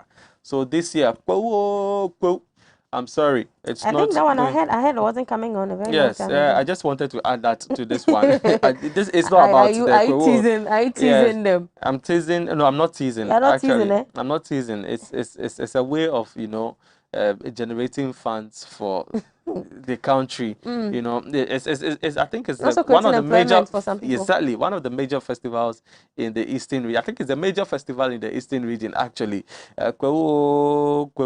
This year too, government says no. So Reginald, before you continue, there has been a release from Ghana Police on this particular. On the OR. So Yes. IGP cautions churches ahead of Easter. Hold 2-hour service. Hold 2-hour service. The story is on page 12, and Anastasia is going to give us some details. Yeah. On So the Public Affairs Directorate's police headquarters has released this, and they're saying that enhanced security for Easter holidays, public gathering ban still in force. So one, the Christendom will celebrate Easter festivities from Friday, 2nd April 2021 to Monday, 5th April 2021 across the world. In Ghana, this will be characterized by religious activities and amusement events. The police service, per its mandate, will provide enhanced security during the period. It therefore appeals to the general public to abide by the coronavirus disease restrictions imposed by the president, with legal backing of the Parliament of Ghana, as the police will strictly enforce same. 2. Religious activities. Churches, mosques, and religious bodies are expected to hold services not beyond 2 hours for 100 participants maximum only. Observing all other COVID-19 protocols, conventions, crusades, pilgrimages, and such large physical gatherings are not allowed. 3. Carnivals, festivals, beach and amusement events. I want to see what they are saying here. Is it that they don't use the Labadi Teshi Road? They don't see that Bola Beach, people are going there every weekend. Is it that they didn't see that members of parliament were campaigning in December when there was indeed a communique that no rallies and whatsoever. Who do you want to intimidate? Christians? On that, beaches, carnival festivals and amusement events, the hosting of any carnival festival, beach gathering, street dances, procession, parades, and such events will be illegal. So you can't dance on the streets. You can't dance on the streets. No procession. So like Palm Sunday is coming, no procession. Ghana police says you cannot dance on the streets during these Easter festivities. No procession. Can you take that again? Yeah, so on that one, it says the hosting of any carnival, festival, beach gathering, street dances, procession. I don't understand why the street dancing is there. Dancing on the street means street dancing. Unless perhaps there is another maybe definition. I want to dance. Or if I find myself dancing on the street, it is illegal. As in a group or something. It's maybe street dancing.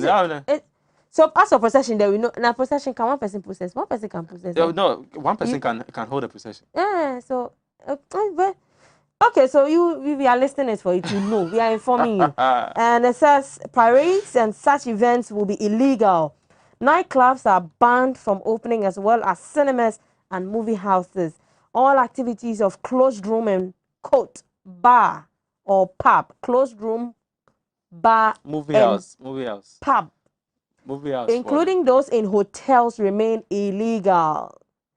However, open-air drinking spots may operate, provided that they observe all COVID-19 protocols. I don't understand, though. Are hotels not allowed to operate in these times? They said the pubs and the clubs in the hotels okay, all right, are not to. Okay. You know when they said no sit-ins in restaurants, the question of hotels that also have that service. Right. What were they supposed to do? So this one, the pubs in there within those hotels, within the hotels are not supposed to. So it's illegal. Now 4, Tourist sites and attractions. Operators of tourist sites and attractions may open to the public provided they ensure the wearing of face masks, social distancing, and enhanced hygiene by all patrons. The pub that I attend is a tourist site. Trust me. The pub that I attend is a a tourist site. Yes, you see a lot of white people there. So I'm still wondering.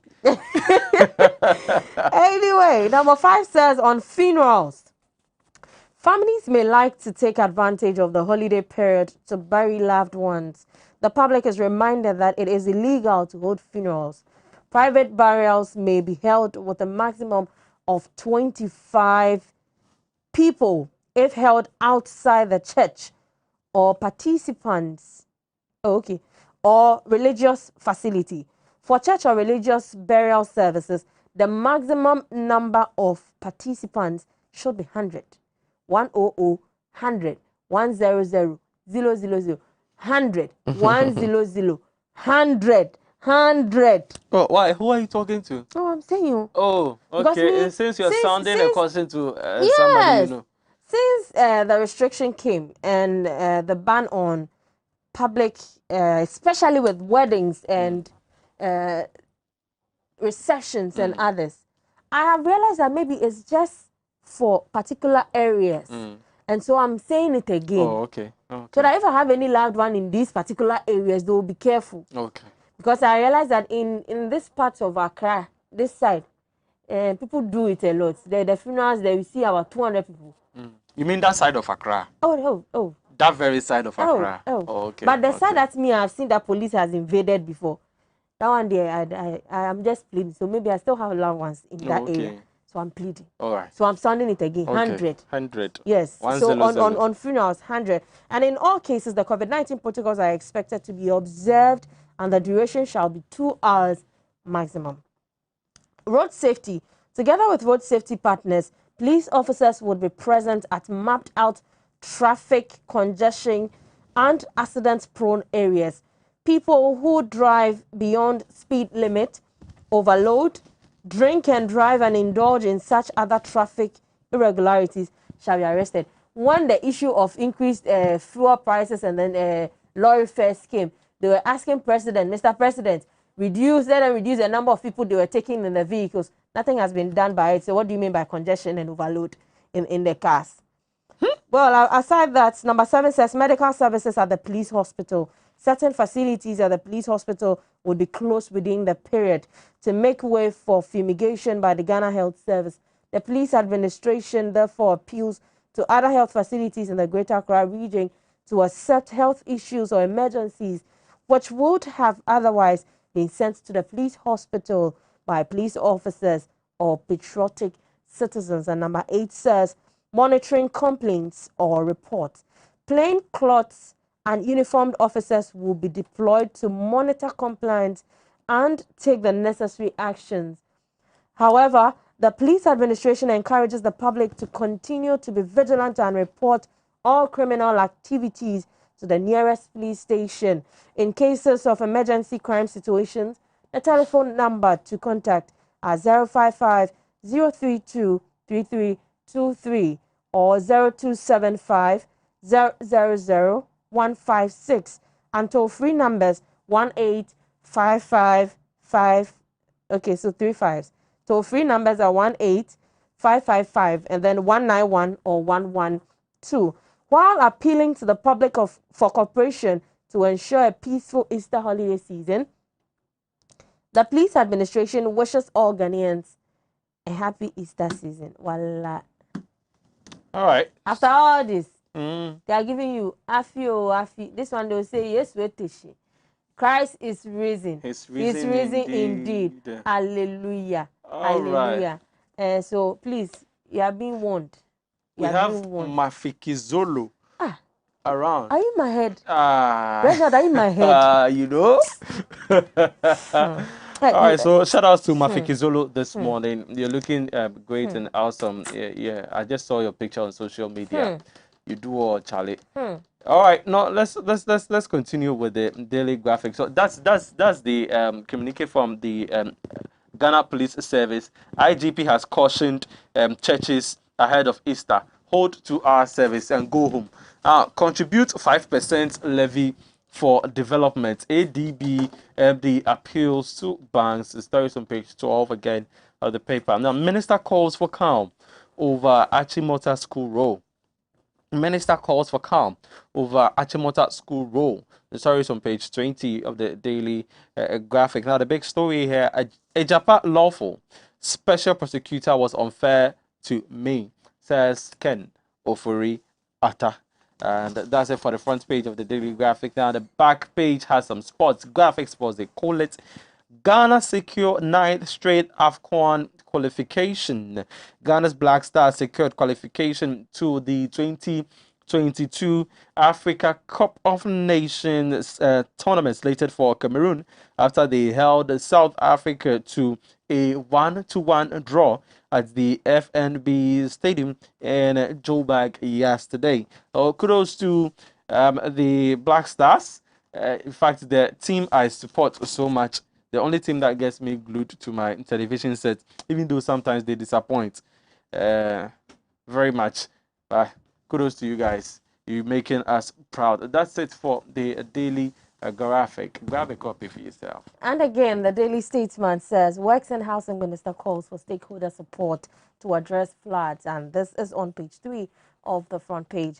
Also, Ken Ofori-Atta tells Appointments Committee Japa will accelerate development. If you're interested in this story, you can also read it on adwanewsonline.com. You go to the business column and the detail of that story is there. But this can be found on page 2 of the Daily Statesman. Now, page 2, and our wonderful friend of the moment, Madam Jean Aduko-Mensah, has appeared on the front page of the Daily Statesman. It says, NDC threatens to eliminating quote EC boss. And the back page of the paper, so the penultimate page, speaks of FIFA gives former President Sepp Blatter additional ban of 6 years, 8 months. Turkistan, Netherlands in qualifying, and also Bayern Munich defender Alphonso Davies on his parents fleeing war. Finally, Egypt's Messi lookalike becomes celebrity. I don't know when they saw this, but I saw this like days ago, and this is dead news. And if we allow them, sure. them. In some other news, Kevin Hart has also found his lookalike somewhere in Kenya, and trust me, the guy he would easily convince you that he's Kevin Hart. Perhaps it may be only his accent that may betray him, but Kevin Hart himself was shocked at the heart of his heart. And there's another guy somewhere in the central region or so, in the western region, who looks like Kwame Eugene. And indeed, yes, he's attending shows. Oh. Yes. Oh yeah. I think I saw that. Yeah. Kwame Eugene's decoy. Yeah. People are making money out of that. Charlie. My friend will say, if they born you, they don't bring you to Accra to That's the sum of the Daily Statesman this week. Anyways, away from the Daily Statesman, let's look at the new weekend crusading guide. It consults stakeholders before appointing new NLA boss, says Clag. The story is on page 7 of the new weekend crusading guide. UPSA's dissects 2021 budget statement. All right, UPSA dissects 2021 budget statement. Let's collaborate to sustain gains made in aviation industry, says the transport minister. Osino chiefs appeal to president to maintain DCE. A Japan deal smart strategy to addressing new normal, says finance minister designate Ken Ofori-Atta. The big story: a national cathedral project suffers a setback as Ni Odoi family raises red flag and demands compensation. I believe this is about land issues somewhere. Stories on pages 3 and 10 of the new weekend crusading guide. Now, the sports on the back page of the same. Asamoah Gyan, former Black Stars captain, launches book project. Asamoah Gyan has launched a book project. Maybe he's writing a book. Let's read. Former Ghana captain Asamoah Gyan has decided to document his life as a successful footballer and an entrepreneur in a book that will soon be on the market. You want to become Asamoah Gyan. You want to be the next Gyan for Ghana. You want to learn how he rose to the top. Asamoah Gyan is writing a book, and when it comes out, perhaps we'll have him in the studio to share with us what went into writing the book. And I hope he doesn't take out his musical career and the Jama aspect as well, because that is what I love him for. Now, FIFA hands former President Sepp Blatter new ban. And last but not the least, a preview. South Africa versus Ghana. Prediction, team wins, and line-ups. That is a sum for the new weekend crusading guide. And Anastasia, I remember when I was young seeing my grandpa, wear his 6 piece, sometimes 12 piece, and then he'll be doing the studio. I'm doing some. Yeah. And I think with most of the senior high school, especially the male-dominated senior high schools, I think this becomes another way, aside learning how to put on a tie. This is also another thing that is being taught. But I know it differs from every tribe. And then the region as well. So the Gans will have a different way. The Akans also have a different way of doing it. We were taught the Santa Clausian way, so yours is just. So this is the Santa Clausian way. Yes, it will fall and fall and fall, but you are just you pick your thing. All right, and so away from that to the most authoritative newspaper, the Ghanaian Times, and says, "Ejapadi, we did not break any law." Ken Ofori-Atta replies critics as he makes case for its return, and detail can be found in page 16 of the Ghanaian Times.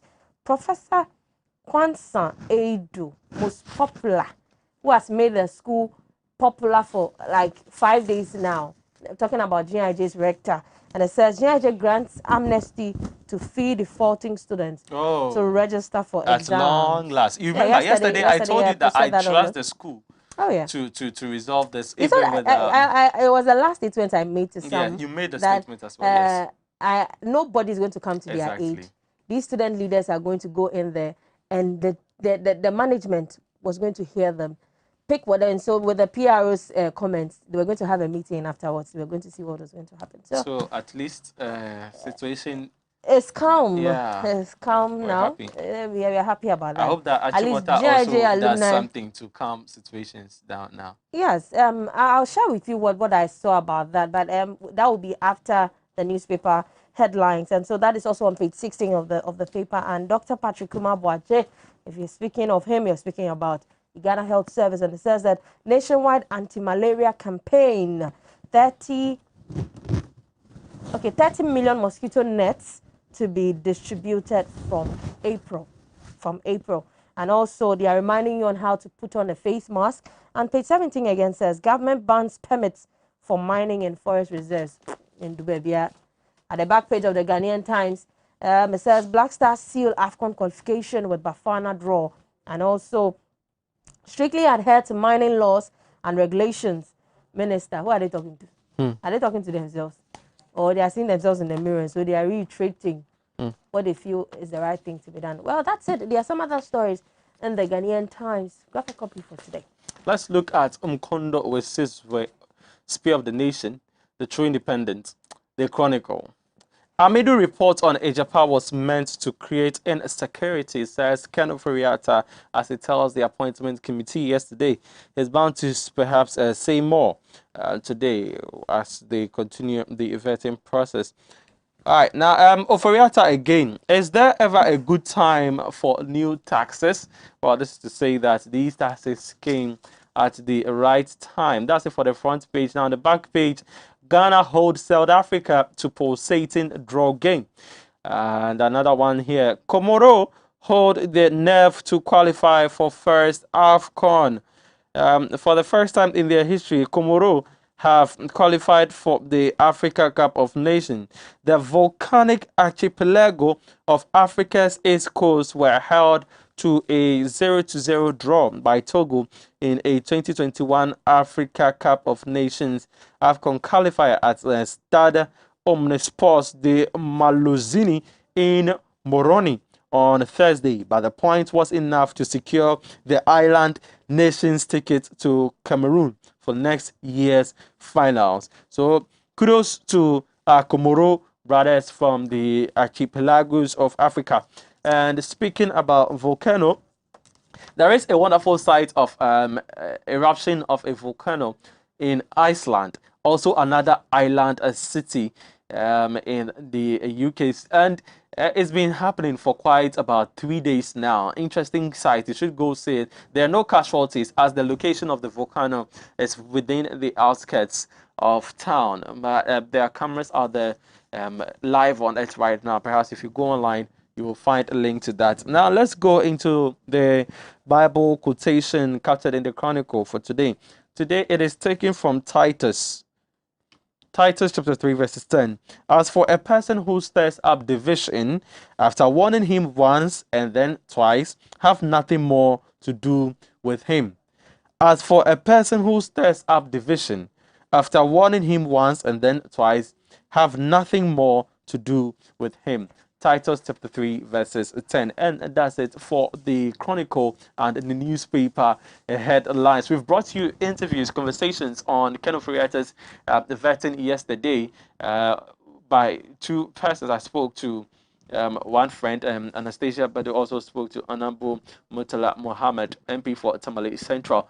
I will go for a quick turnaround. You're watching AM Ghana. When we come back, we'll bring you some more conversations, some more discussions. Don't go anywhere. Be right back.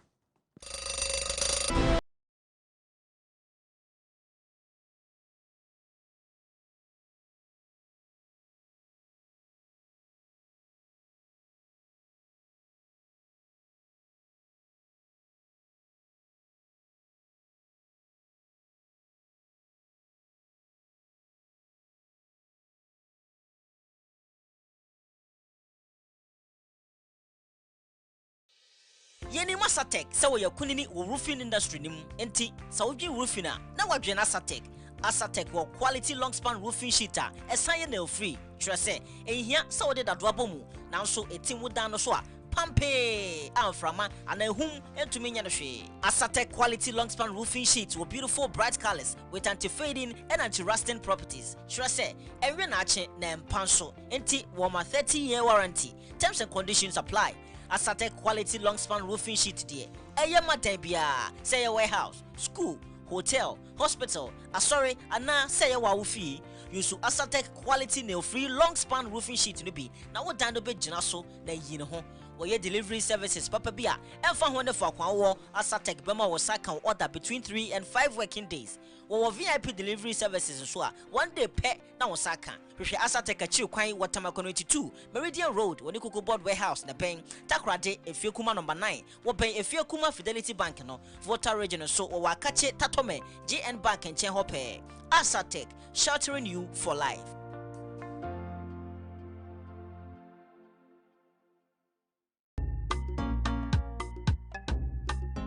This is somebody somebody in the car, man.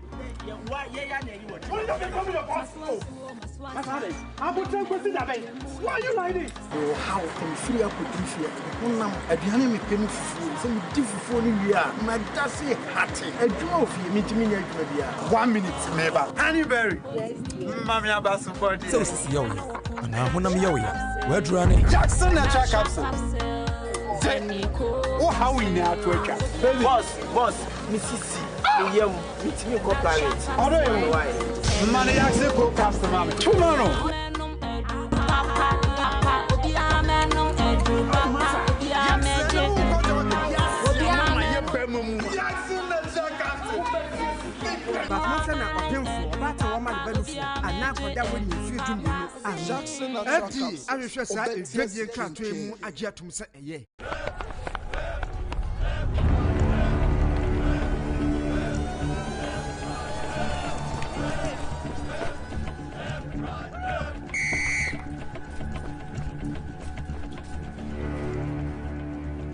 We are one man short.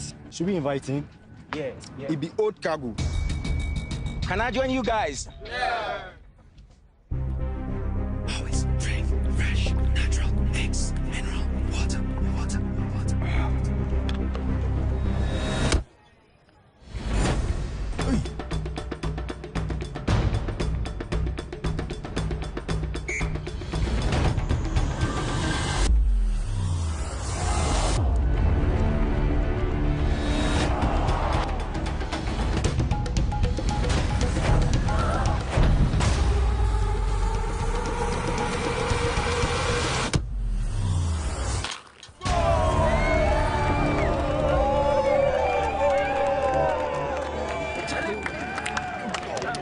still got it. Always keep hydrated naturally. That's my secret. Manufactured with the primary aim of preserving nature's finest minerals necessary for a healthy mind and body. X Natural Mineral Water. Simply natural.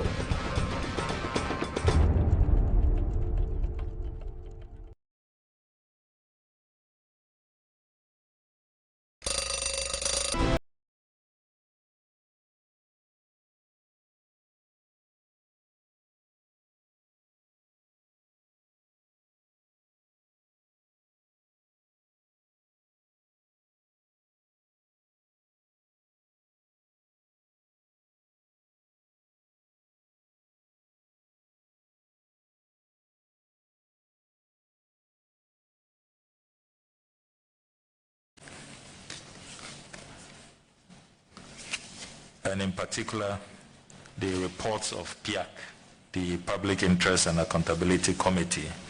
And I believe it's in order, Mr. Chairman, with your permission, to congratulate PIAC on their 10th anniversary, which they celebrated yesterday. I noticed the President was with them yesterday. But let me begin with the 2019 report. At page 15 of the report, PIAC writes, and this is the report submitted to Parliament in compliance with the law. PIAC states, and I quote, "For the third consecutive year, the actual ABFA was not fully utilized or accounted for. It brings the total unutilized and unaccounted for ABFA to 1,479,896,299.86 Ghana cedis at end of 2019. It continues, the Ministry of Finance is acting with impunity regarding accounting for the use of ABFA. PIAC therefore urges Parliament to bring its oversight mandate to bear," unquote. I also hold in my hands an August 2020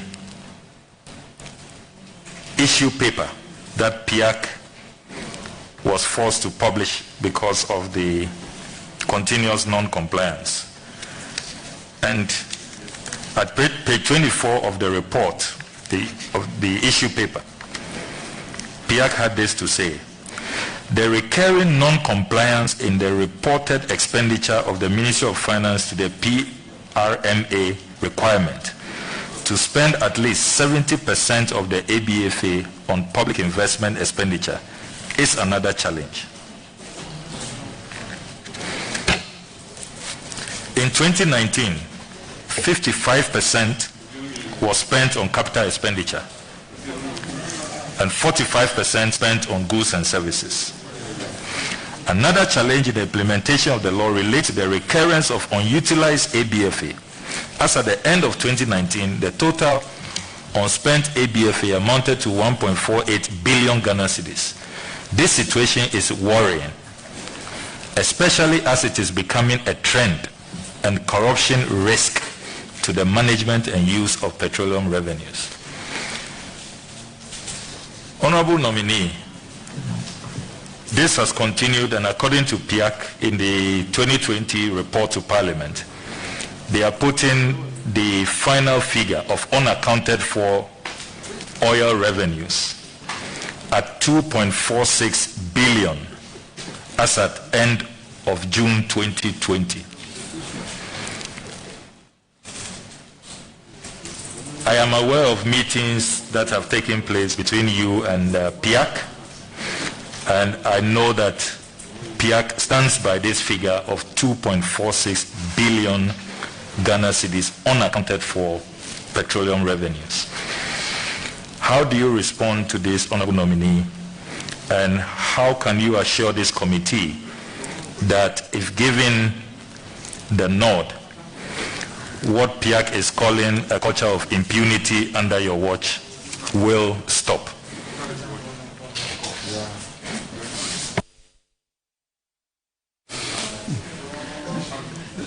Thank you very much, Mr. Chairman. As you mentioned, we have had a series of meetings of PIAC to try and reconcile these numbers and their use. I can assure the House that this is not tantamount to any type of corruption from the ministry or the government in any way.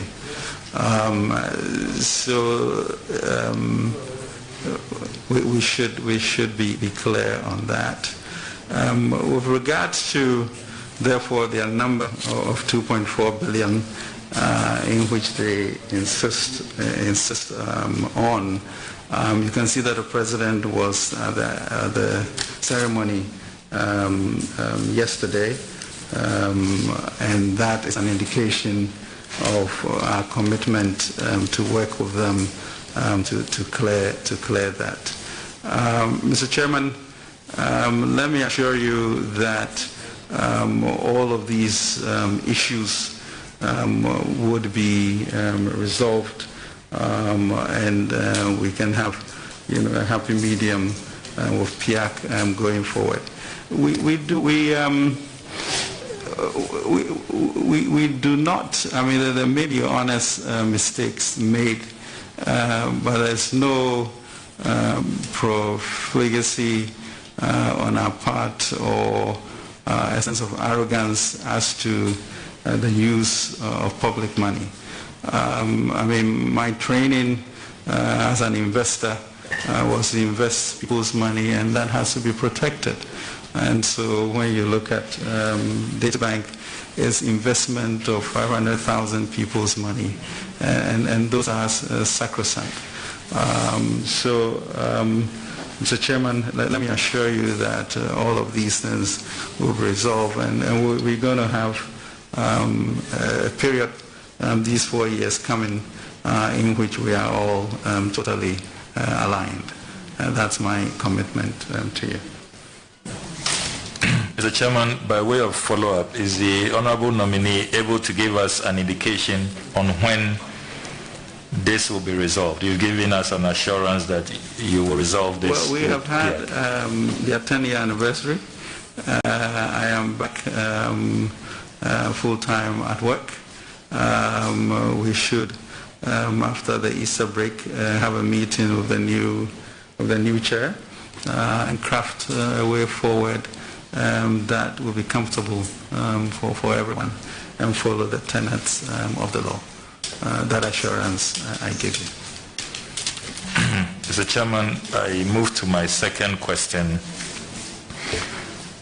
which relates to, I would say, genuine growing concern about what some analysts are calling a stranglehold over the financial sector by your close business associates and allies. Some have even suggested that it's classic state capture, and that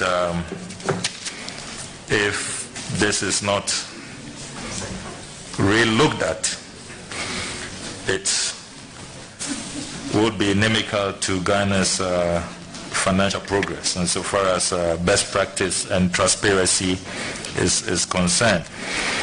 I have the incorporation documents of the entities you have interest in: Data Bank Financial Services, Data Bank Asset Management, Data Bank Brokerage Limited, Enterprise Group of Companies. And I see that the directors and key shareholders are the persons that you have placed in very strategic positions. For example, you have Kelly Gajapo, who sits on the Bank of Ghana board. You have Reverend Obami Tete, who is Director General of the Securities and Exchange Commission. You know they regulate the investment companies.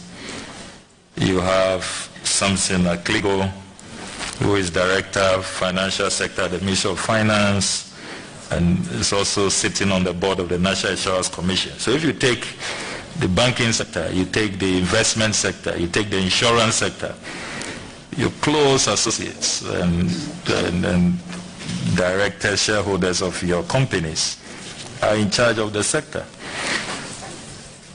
How do you respond to genuine concern that there is some stranglehold, some state capture that is going on, and for that matter, we are not having a fair ecosystem for other businesses to thrive? And how do you even think that these regulators can regulate entities that you have beneficial interest in?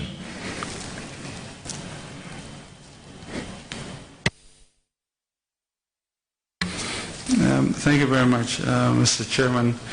The issue of, state capture of a financial sector, I think it's a difficult one to behold. First of all, the Minister of Finance certainly has some sway with regards to whoever they appoint to be board members, and it could be Kojo Kwame or it could be Kelly. You would have put a person there. So is the state capture hidden because of the name or not? Is an issue. Issue of competence, I think is important here. And if you look outside of the state, you'll see that because of the 30 years in which the firm has run on values and skills, our alumni are everywhere in the banking and financial institution of deep influence in what they do. Should companies like ours create subpar personnel? We shouldn't. And if they have the technical requirements, should we or should we not lose them? I think it comes down to really whether we continue with a sense of cynicism and, a minister trying to enrich himself. I suspect that the issue of public service is one that really has been with the family for a long time, and I came into it with that aspect, that I do not take a salary, I do not take a per diem, so those are not the objectives that I come with. As I mentioned earlier, it was so easy to get a banking license over these 30 years if one chose to, but our expertise was in investment, and we are not going to drift because there were opportunities to do that. Did we have problems in these areas? We did, and therefore would you have people that you trust that are professional to participate in those sectors? Yes, you will. So Kelly may be one of the directors at the central bank. That is out of maybe 9 or something in terms of coming into any organization with people that you feel have the capacity to help. Yeah, I think we have 10 directors at the ministry, of which we promoted to be coordinating directors, and Samson is one of the 10 directors. I think you will also realize that in the past maybe years, quite a number of years before we came into government, the Ministry of Finance lacked people with investment expertise, and so there was nothing happening promotionally in that area. And I think we should celebrate the entry of an investment expert into that ministry. So you could look at it, half empty or half full. You could be cynical about a motive to state capture an industry.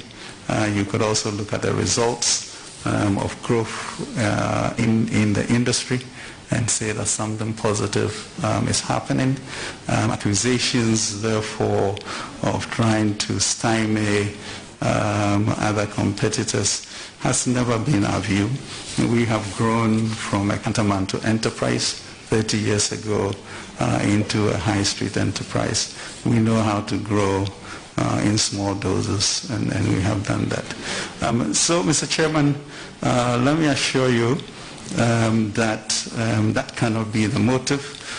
If people are using the aftermath of the banking crisis as a way of finding data point to illuminate this, I think the results of where we are with the banking crisis is clear. I think DataBank's reputation as an investment house and not a banking institution is also very clear. And I think we also came to really do public service. And so far, that is what we have continued to do. So yes, they may declare that, but honorable members, I'll give you the assurance that we came into public service to serve. We came to bring the best skill set and to advance our promotion as a country. And the values that we brought with us will really not encourage us to assume such dastardly objectives for the nation. Mr. Chairman, related to that is some key indicators people look at. For example, I hold in my hands the Damsel report, which is published by your own data bank, and you take one instrument like the M Fund, which was launched in 2004. The total assets under management from 2004 to 2017 was just a little above 313 million. But between 2017 and 2020, when you became finance minister, it shot up from 313 to 808 million, according to your own Damsel report. Over 500 million cedis, almost 500 million cedis in actual increment. That's some whopping 258%. And if you look at the previous years, the 13 or 14 years prior to 2017, since the M Fund was launched, it has never done this well. So people are looking at these numbers. You take enterprise insurance, for example. When the ambulances that we purchased was to be insured, it was enterprise that was selected. Frontline healthcare workers, the insurance of our heroes in this COVID-19 fight is enterprise insurance, which your dear wife, our Rock of Ages, who we are all very proud of, is director of. So these are real numbers, real facts. Meanwhile, other businesses are collapsing and others are closing shop. So people are pointing to these real indicators. How do you respond to that? M Fund and enterprise being given all of these big insurance deals under you as finance minister? Yeah. And thank you very much indeed for this question. I think we should really, Mr. Chairman, examine these issues properly. If you look in the landscape for asset management, we are talking Mr. Chairman, about a 30-year company of incredible human resources that literally developed the asset management business. You would wonder whether that company was also victimized. Honourable Minister, we can't hear you from here. You would wonder also whether that company was also victimized in times when the political season was different. But I think that the key issue becomes one of competence and fair judgment, and when you come in to bid for certain things. Now the question about moving from 330 to 800 and something, as you mentioned, the question is, how much in resources and new monies were in the marketplace, and therefore what was the proportion of that to that. Should a company like that grow? Of course it should grow. We talk about enterprise insurance. You talk about what a company that is been here since 1924, which has built up a life business that is par none, and a general business that is par none. I think the challenge of companies that have durability and invest in their companies to build their balance sheets and train people, as opposed to new companies that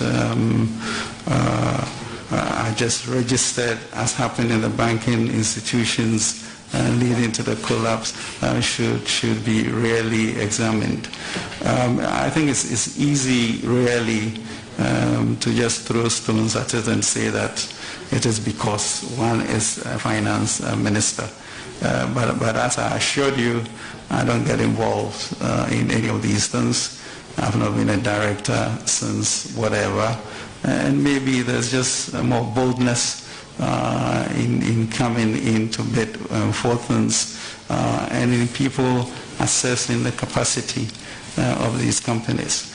Really, I have told the NIC and these regulators that they ought to be publishing productivity, assets under management, etc.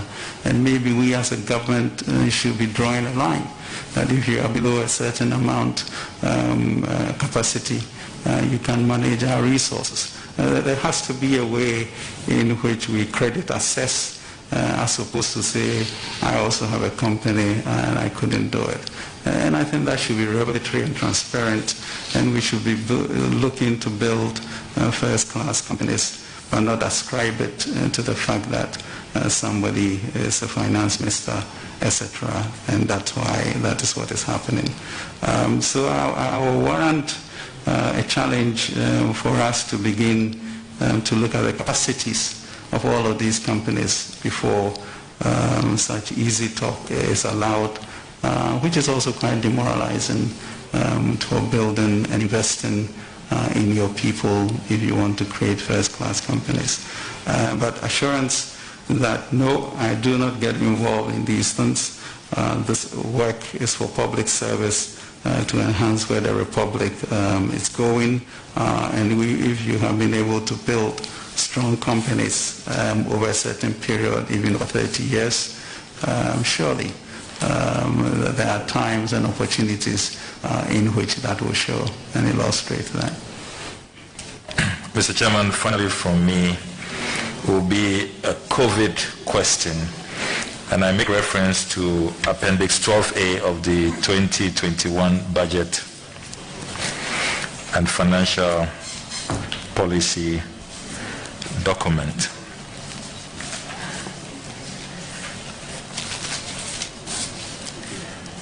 If you look at the status of COVID-19 alleviation program, CAP 1, the entries in there, some of the numbers are very worrying. For example, if you take item number 5. Trying to adhere to time and budget on projects, because there are a lot of cost overruns in the whole project management space.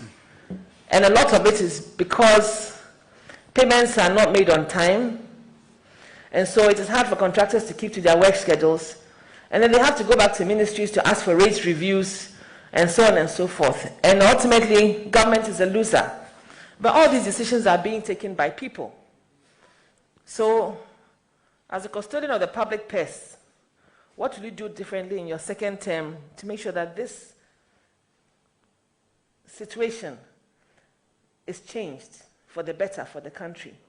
And also to realize that contractors have invested time and effort and money in their equipment, and their businesses are often run down when the political season, as my senior colleague here just mentioned the word, as the political season changes. Is there going to come a time in this country when that will change? Thank you. Thank you very much indeed, and this is really a very significant question in our attempt to develop this nation, because it's really very easy to place the blame on one side of the coin as to government.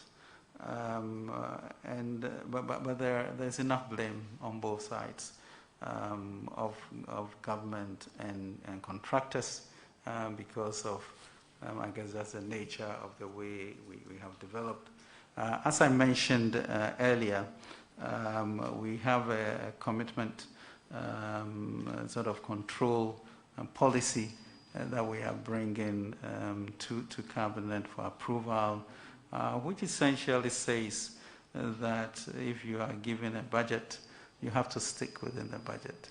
To be able to change it in any way, it has to come all the way through Cabinet, and you are to identify resources within your budget to do that. You would realize that, especially since we have devolved all power to the ministries with regards to whom they select, etc., etc. And invariably, you see add-ons to projects which are not there, and therefore keeps the cycle of arrears going. That must stop. And of course, that in a sense is initiated by contractors in a way. So we need to find a way to stymie that if this is what we are doing for this year, this is what we are doing for this year, and no more add-ons. And I think you'll be able to clear the arrears as we go on and not have projects that should not be in there doing it. I think we also have some issues of value for money, in which sometimes when you put consultants on to determine what it is that needs to be done, you have certain roads overlapping certain roads and being charged, as an extension of that, and therefore various projects on the same 5-mile stretch that has different fixed costs and vehicles allocated to them. All of these add up to cost that we should be able to stop. So I think that there's a need for quite a big overhaul in the way in which the contractors and the ministry operate. I know last year we set up a value for money overview team that has suggested various ways to tackle that. But I think we should, because Ghana is alleged to be one of sort of the highest costs for roads and stuff. So we should be working to clear that so that we can have certain costs that are sustainable, projects that should not be funded, should not come into the funding time, and then payments will be on time and projects will also be on time. We have also, as you know, agreed on what we call continuity and completion, so that at least all projects, irrespective of which government, will be looked at for completion as we move forward. So I think that there's going to be a big effort these 4 years to streamline how projects are approved, and B, to also continue to complete projects that exist, so that there will be a little bit more robustness in the construction industry. The issue of PPPs are also going to be promoted, and we now have having discussions and MOUs with Ghana Investment and Infrastructure Fund as to how to look at major projects, so that it's not necessarily on government budget books, but on an investment scheme which then returns rewards for GIF. Thank you. You had a scheme, I think it was a policy that you developed at the ministry, whereby contractors were asked to present their certificates, and the certificates were discounted by, was it 10 to 15%? I'm not sure of the percentage. How efficient and how effective was that policy, if you can tell us? Thank you very much. I mean, my sense was that it did well. But Mr. Chairman, this is really not sort of a new thing with regards to contractors discounting their certificates to be able to. It's an old instrument that is done. It created a bit of uproar, and then contractors came to the realization that it was to their benefit, and I think it worked very well and reduced the amount of areas in there. So I think it helped with the issue of reducing the stress in the industry, and put some liquidity in the market for it. All right. Well, I think that it was more a case of some contractors just being desperate for cash, and so having to wipe off their profits that they have made over the years, as we were just waiting to have their certificates cleared. So I think that some of these policies, even if it was an old one, as you come in, you try to make improvements on the system. So I'm hoping that that will also be done, so that it can be a more effective way, perhaps, of releasing some cash, as you said, onto the market. But effectively, as you know, a lot of contractors do not have the luxury of interest on delayed payments on GOG projects and so on and so forth. So it really hits them hard. And I hope that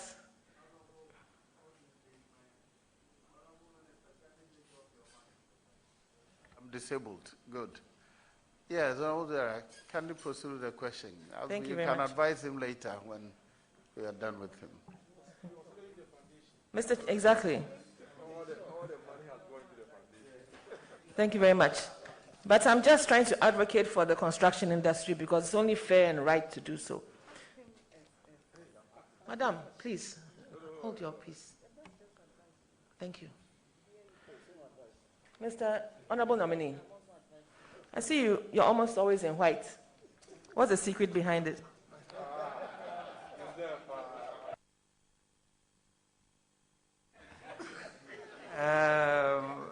Actually, it's Ecclesiastes 9:9, which says that, I guess be grateful for where you are, anoint your hair, and I think it says love your wife or something like that.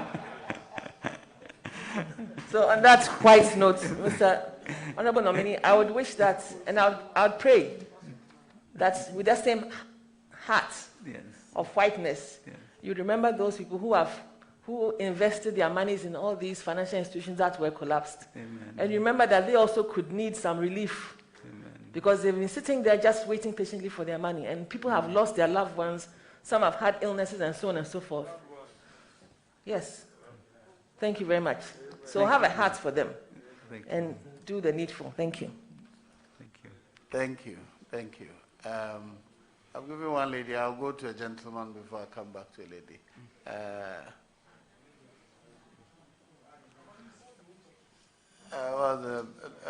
Yes, Hassan. Thank you very much, Mr. Chairman. Honorable Kenneth Foriata, I congratulate you and I wish you well. I have had opportunity to work very closely with you, especially in relation to dumping in the petroleum sector, and the tremendous support that I received from you has to be put on record. You are a very strong pillar of support in the fight against, illicit trading in the petroleum sector. First question I have.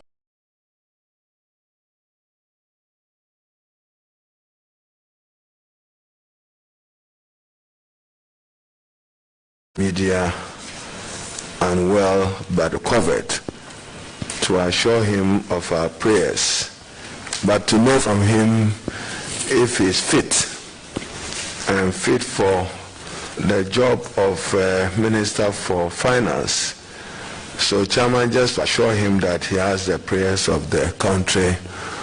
Would appreciate knowing whether he can run the long haul today with us, if that is convenient for him. I know you have had discussions with us at the committee level. But Chairman, to warm him to the job, nominee Minister for Finance, the President in his State of the Nation address had this to say, and I quote, "Let me at this point assure the House that in the course of the session of Parliament, government will come back to engage the House on the steps it intends to take on the future of the Ajapa transaction." Why Ajapa? What's the necessity of Ajapa? What's the justification? What do you need money for Ajapa before I relate to other issues? Thank you, Chair.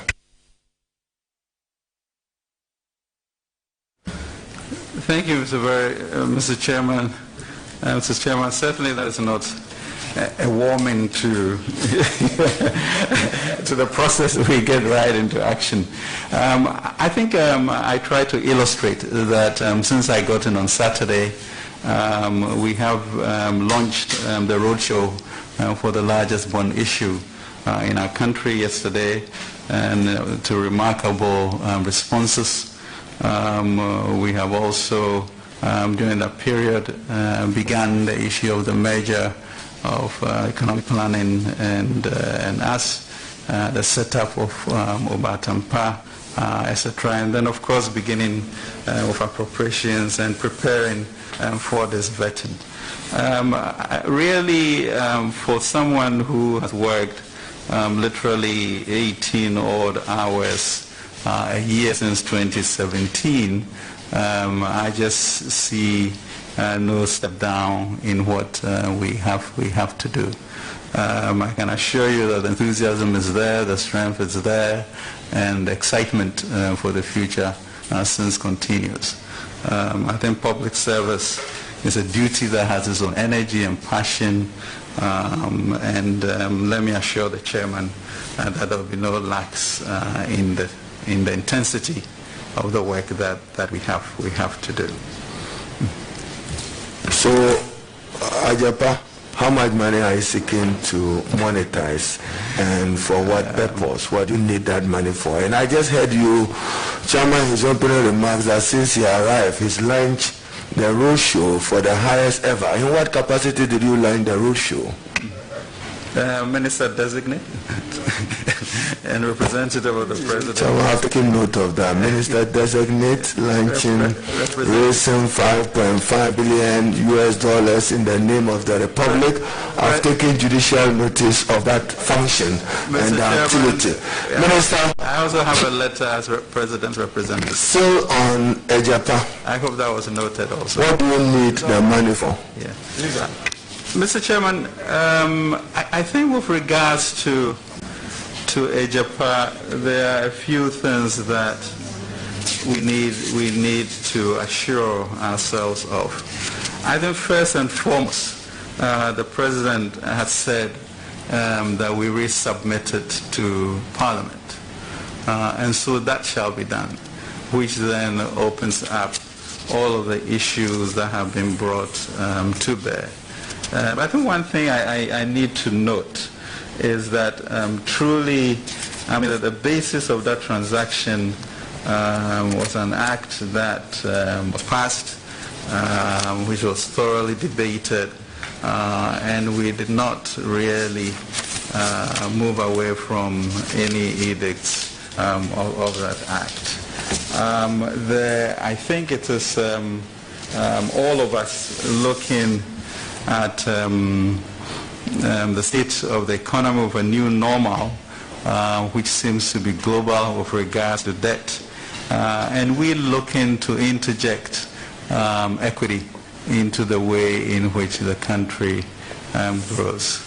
But if you look at the powers of the fund, which this august House passed Act 978(3), the fund may create and hold equity interests in a special purpose vehicle, procure the listing of the special purpose vehicle on any reputable stock exchange, assign or transfer any rights of its mineral income to a special purpose vehicle, assign, transfer, or, so I think we are in the right course. But the challenge for all of us is, as you look at the new normal in which there seems to be quite a bit of debt by all countries, what do we do with our natural resources to leverage it into equity? And I think that's a question we have to face. Now, as to how that is mobilized, the issues we contend with, I think that's the reason why the President wants us to submit, so that there are issues around that. But philosophically, I hope we are all going to come to terms with the reality of diversifying how we capitalize and fund our transformation, which we intend to do. Chairman, still on Japan, when the Special Prosecutor, Honorable Martin A.B.K. Amidu, submitted his report on the analysis of the risk of corruption and anti-corruption risk assessment of the process leading up to the request for approval and approval of the transaction agreement and tax exemptions granted by Parliament, thereunder in relation to the gold royalties monetization transaction under the Mineral Income Investment Act 2018, Act 978. He made this observation in page 63. As I look forward to an Ajapa back to Parliament, give me assurance how you are responding to this quote. The Honorable Martin Hamidu had this to say: there is no guarantee that the sovereign minerals income royalties being ceded to Ajapa Royalties Limited without a national consensus and the analysis of the risk of corruption and anti-corruption assessment environment as herein before analyzed is not and will not be a leaking pipe in the public purse. Emphasis man, a leaking pipe in the public purse. There is further no guarantee that it will not constitute a windfall from this leaking public purse pipe for those Ghanaians lacking true partisan affiliations to be represented on its management and who might have had stakes as promoters in establishing and incorporating it in the safe haven of JC aforesaid. A new Ajapa, how responsive will it be to these concerns that are raised? Thank you, Chair. Thank you very much. I think really there's quite a bit of cynicism with that transaction. And for me, for the House, for such a report and to be put out to the public without us or myself as Minister of Finance having a chance to discuss it, I think is a disservice to our democracy. And that is such a fundamental right that I think we all as a people should be careful about such things. And so the speculative issues and the risk associated with most transactions, discussions by resubmitting to Parliament would enable us to work those things out so that it is. But we should also note, I mean, beyond that, and the reason why I brought the Act up, well, the Act was well debated and put into motion. I think risks are part of every investment that you make. Parliament gives me the honors to go and raise bonds. Honourable Minister, the distance between you and us here is far. Yeah. So kindly make sure, yes, you speak into the mic so we can hear you. Thank you. So Parliament gives me the mandate to raise $2-3 billion with all sorts of risk. And so far, these 3 years, we have brought the best pricing that the country or comparable countries could enjoy. I do not know why that type of performance will then not reflect in the way in which that report was put. All right, thank you, Chairman. Chairman, let me move, Minister. When our colleague, the Honorable Che, is here, has been struggling to submit to us, maybe your absence caused that, the annual debt report, which was part of what he laid on the 12th of March when he presented the budget for and on behalf of the President. The annual debt report, which is a requirement under the Public Financial Management Act. He spoke to our national debt. What is our debt asset today in relation to our GDP? Mr. Chairman, I think we are all familiar with the debt in terms of coming in at about 122 billion and being about 292 billion today. I think what has been in contention is the way in which we categorize the financial services sector and the energy sector, which is identified in the books but not added to the public stock. There's been a lot of philosophical debates as to how to accommodate that. Our sense is that we are close to the completion of financing of both the asset management companies and the banking system, and therefore we should, by the end of the third quarter or so, or end year, have those numbers complete so that we can add him on. And that will be helpful for the energy sector. In addition, there really seems to be a new normal in the world. Africa debt has moved from 34% to 56%. So beginning to equalize to have that standard after that period, I think is where we are leading to. Chairman, that's appreciated, but the fiscal table, there is international accepted best practice, what is accepted in the computation of debt. I heard you in 2020, I heard the Honorable Chair on behalf of the President in 2021, and you use the words that national total debt, excluding financial sector clean-up. Further to my, not quoting, paraphrasing you again, excluding energy sector payment.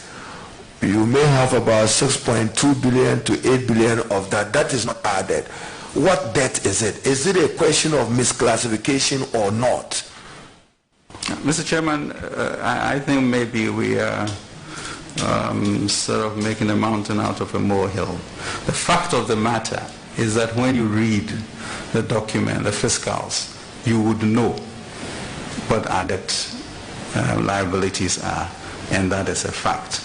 The question for any nation, is to determine how best we manage this. It's not, and we had argued with the international community that this is a special event, and until such time as we know the full cost of it, we are not going to add it together.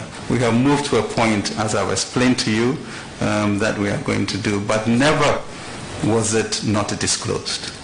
Chairman, when you say you don't know, in both your budget 2020-2021, you attribute 21 billion as responsible. Why are you not adding that to total debt? It's known and it's disclosed. What liability is it? And whose liability is it? We need to know.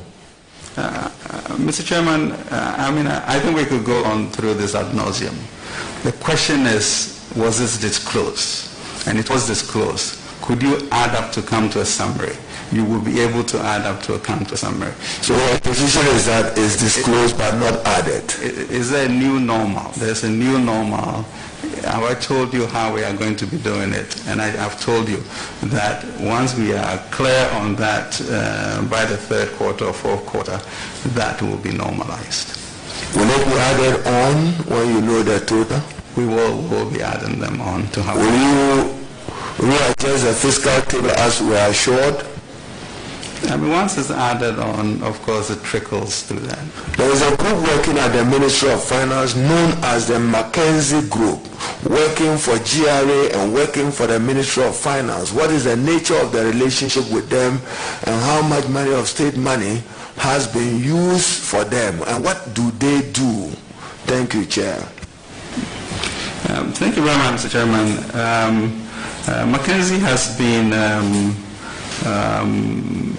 working with GRA, I'm not quite clear the date, but early on in the administration, and we also are working with them at the ministry with regards to how we are going to structure Obatampa, etc., and make it an efficient machinery for transformation. I'll have to get you details of payments, etc. I appreciate that. Now, how much did we borrow, or how much did Bank of Ghana finance government for the fiscal year ending 2020? Thank you, Chair. Mr. Chairman, I think there was some anomaly. We did a 10 billion asset paper with Bank of Ghana. So beyond the 10 billion, any other commitment from the Bank of Ghana to government that you are aware of? Mr. Chairman, that was the main transaction. So as far as you are concerned, only 10 billion was the amount the Bank of Ghana financed government. Is that correct for our record? To my recollection. And any figure to the contrary will mean otherwise that you are not candidate to this committee? No, it doesn't mean that, Mr. Chairman. It means I'll check on that number and let you know. You didn't check before coming? Just 10 billion? I know for a fact that it's not 10 billion. Well, I think people have been talking about 22 billion, etc. Not people. You are Minister for Finance and Minister for Finance designate. What are the numbers? How much did the Bank of Ghana finance the government of Ghana?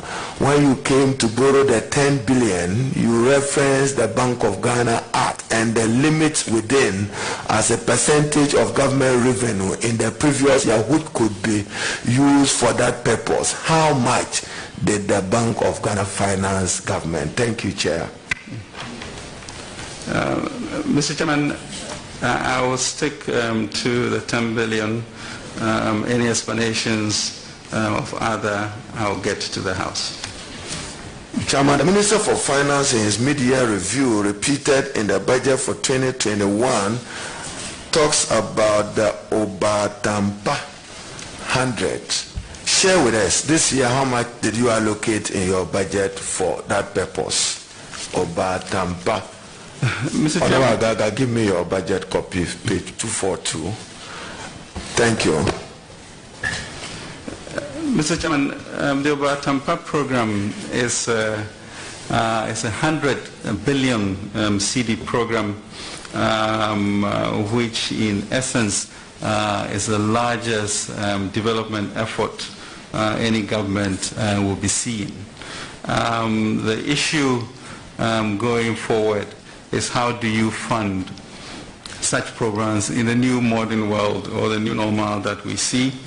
And what we did was to say that we will have a committee a different entity that's working within GRA to look at how they can raise an additional 30 billion outside of what they always raise for government by looking at other resources that we have not, and then 70 billion which will be public-private sector led.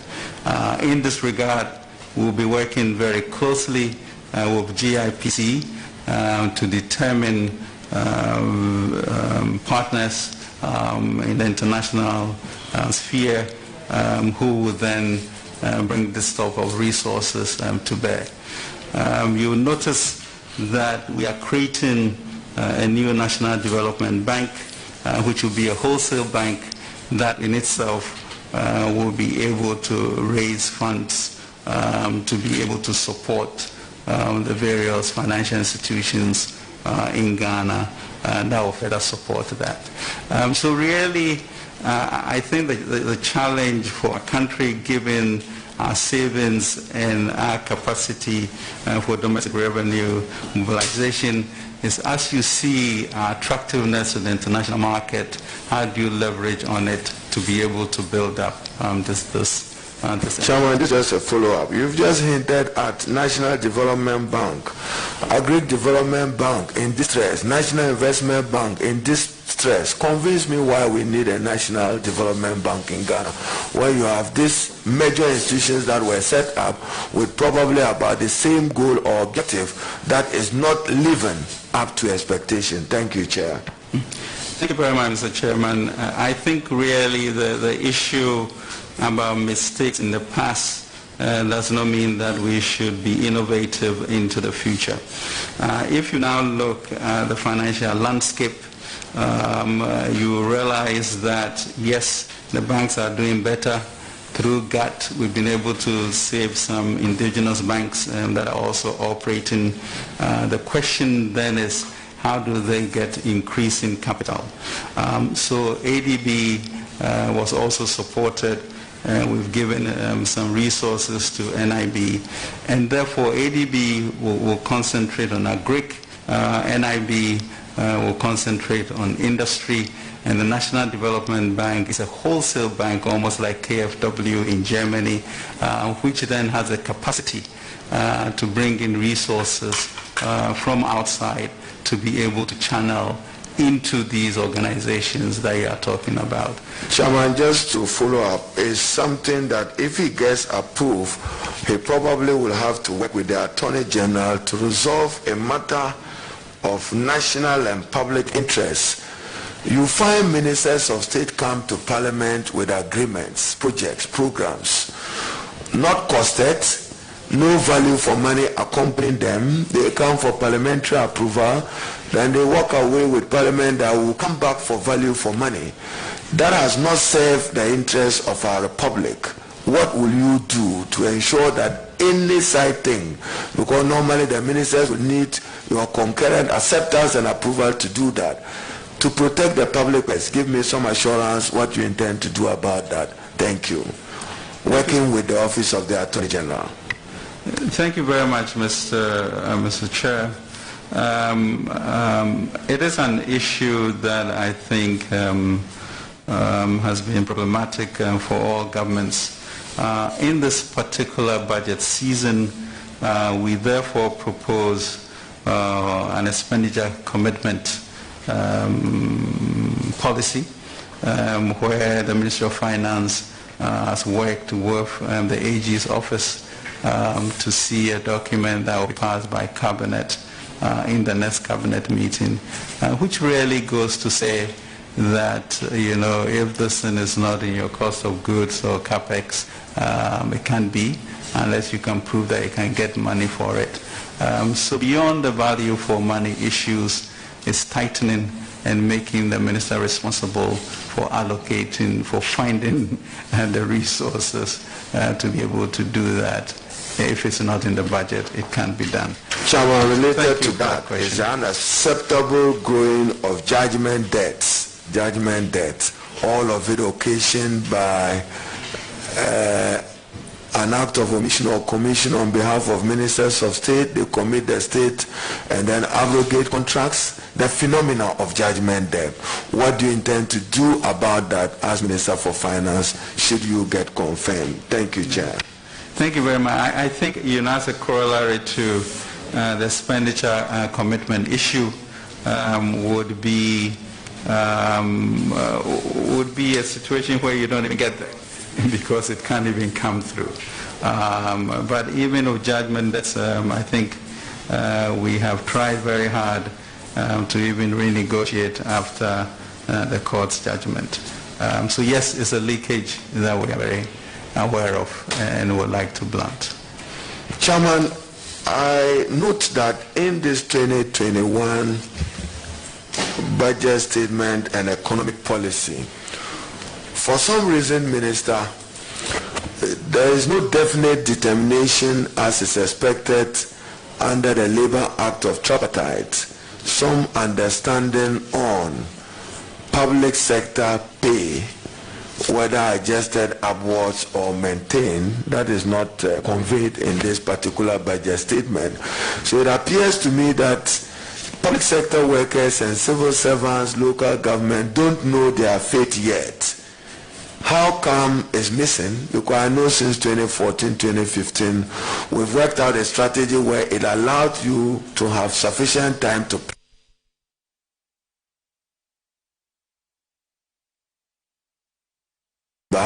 including a determination of the minimum wage. What's your thinking on compensation generally post-COVID and in particular an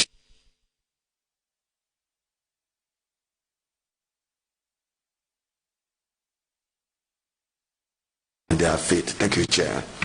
Thank you very much indeed for that. Mr. Chairman, you notice that we have had a relatively peaceful environment during this time, and that's because the two ministries have made a special effort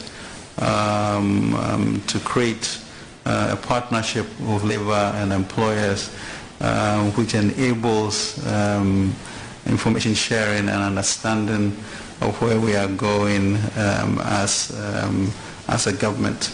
And I think we have kept faith with that.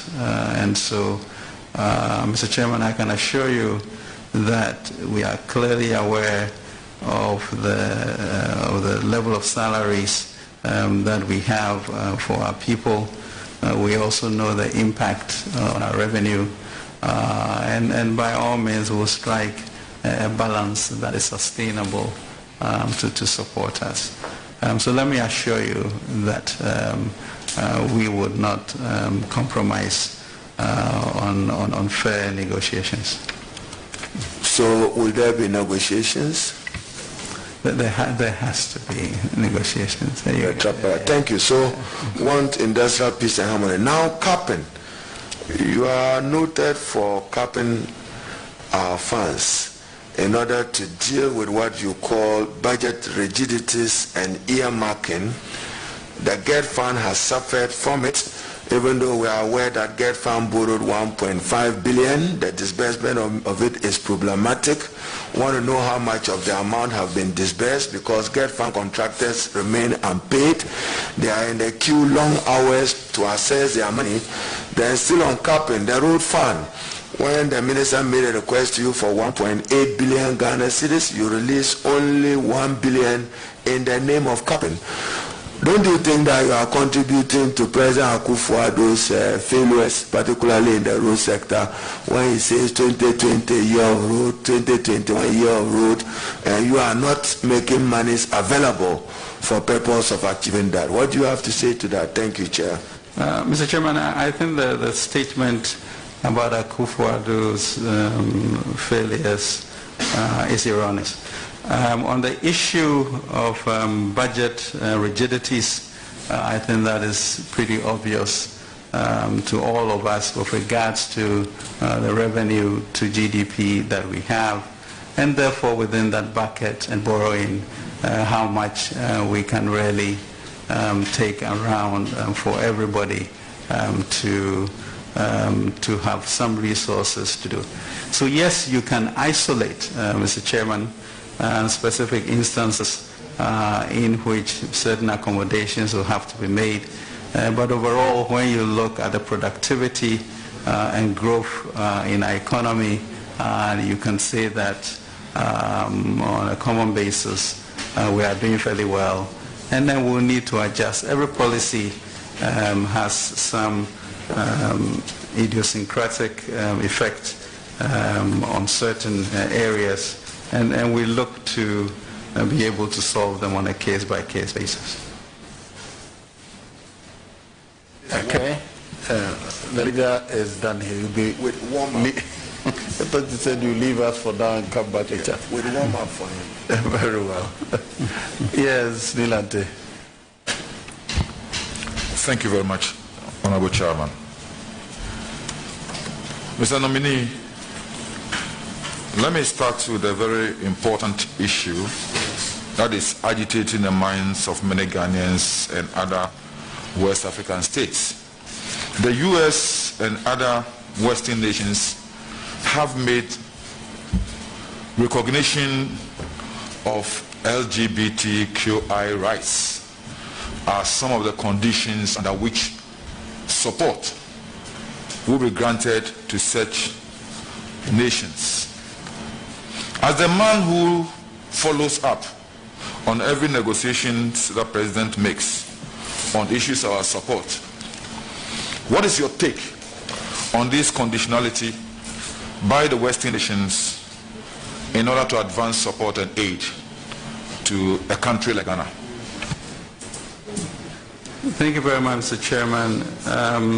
First of all, I'm not clear that it's been established as a conditionality.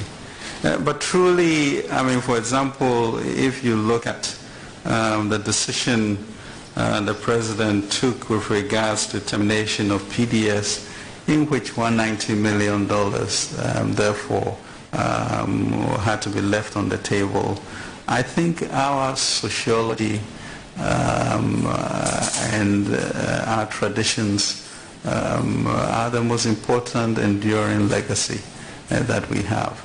And so we'll make decisions that suit our Ghanaian purpose so that we can develop in the way we want to develop.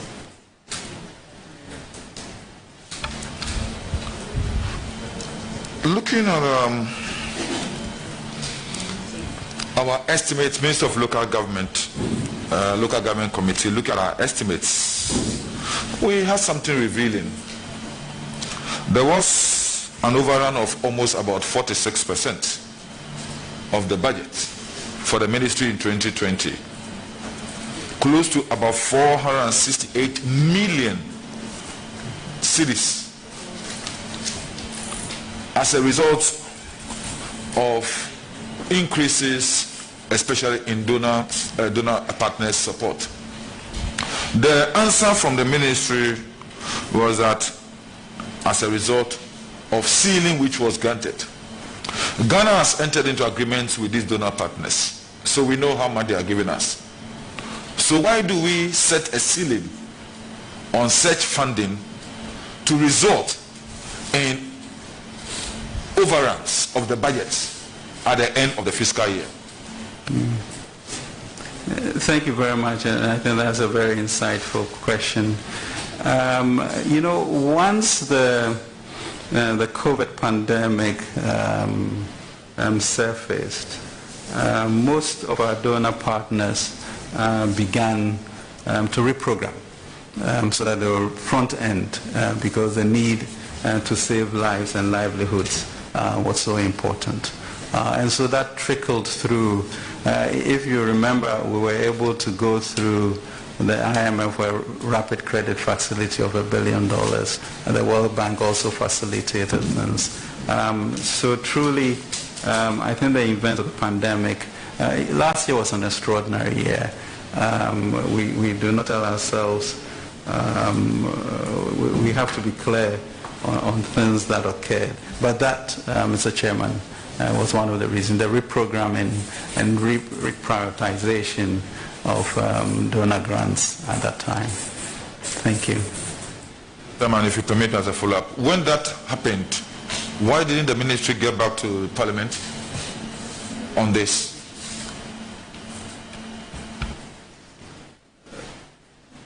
Mr. Chairman,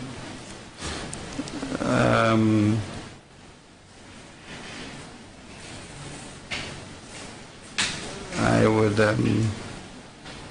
yeah, we can send a report on that. Mr. Chairman, my next question. You mentioned COVID.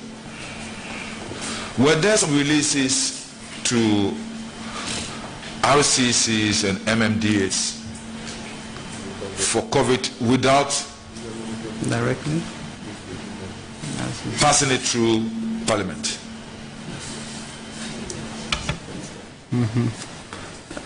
Mr. Chairman, outside the budget.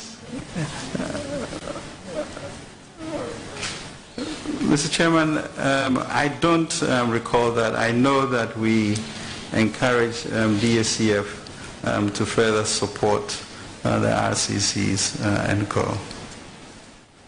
But I can check on that for you.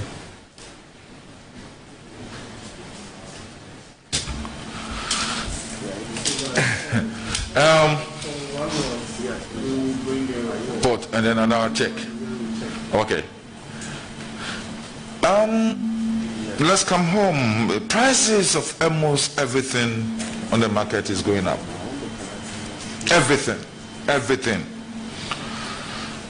Why the justification for increase in taxes at this time when prices of almost every commodity on the market is going high?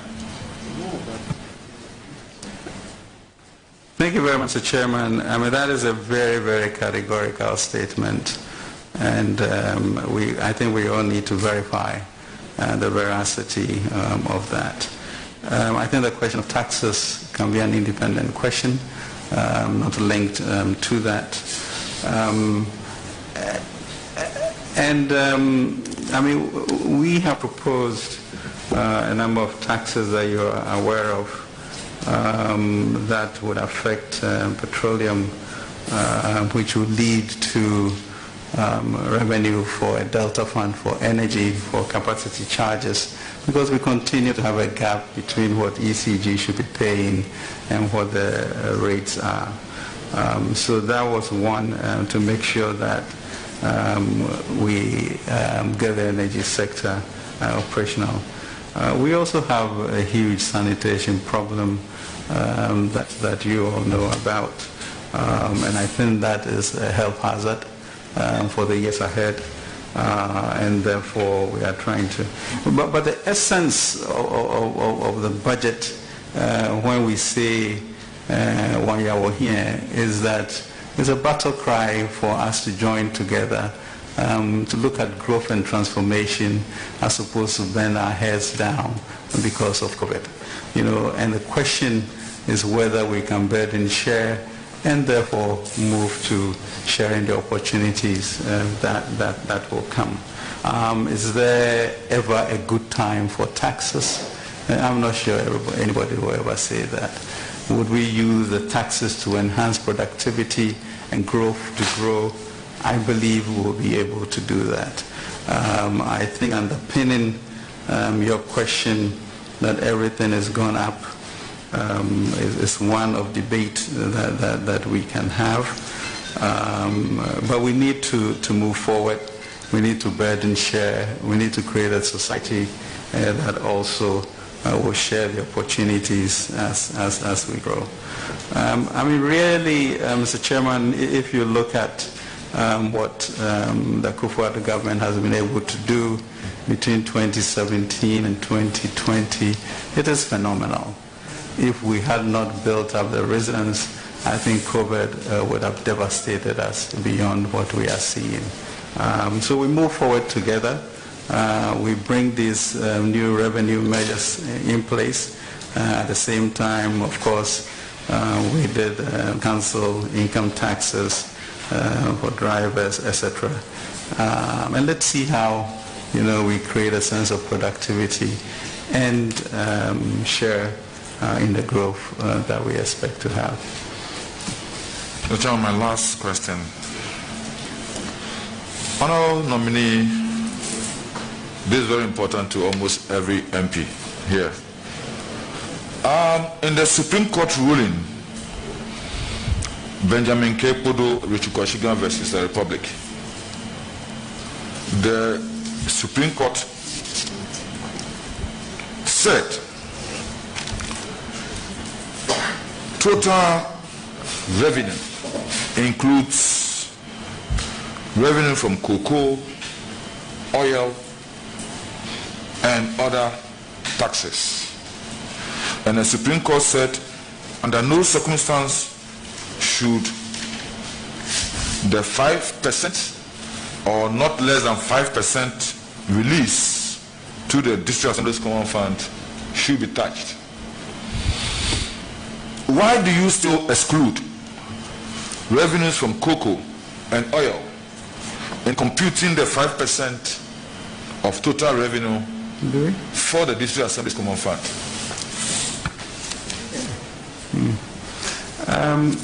Mr. Chairman, I'm not sure that that is completely correct. I know we went through extensively recalibrating. Your deputy knows is correct. Recalibrating, you know, to make sure that we're within the law. So, I mean, with your kind permission, we could sit with you and go through how we felt that we met the 5%. Our ministry will not be structuring transactions that will break the law.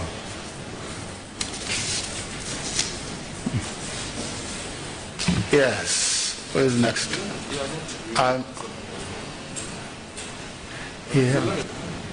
Mr. Minister, please. Your deputy represented you at the committee of the whole on this issue.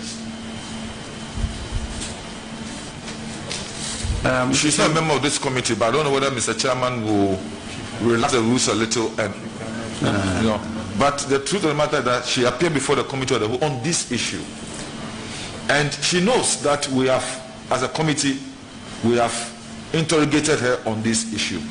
The 5% released to the District Assembly's Common Fund does not include oil receipts, cocoa receipts. And we are asking, why are you going against the Supreme Court decision?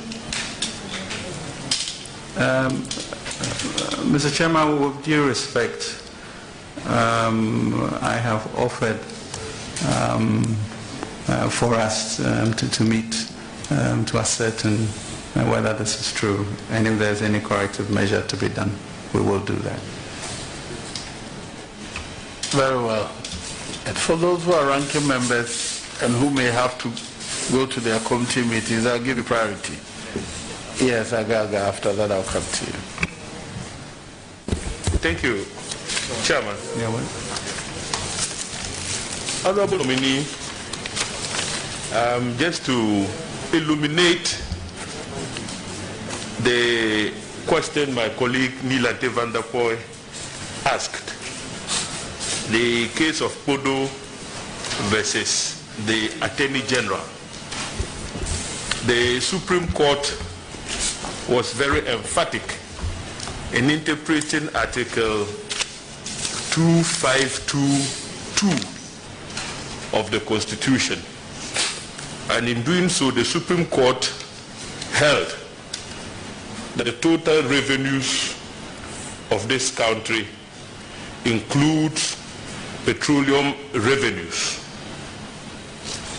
And they related this directly to the Petroleum Revenue Management Act, which creates two funds, the Stabilization Fund and the Heritage Fund. Now, the Supreme Court's view was that whenever those funds become available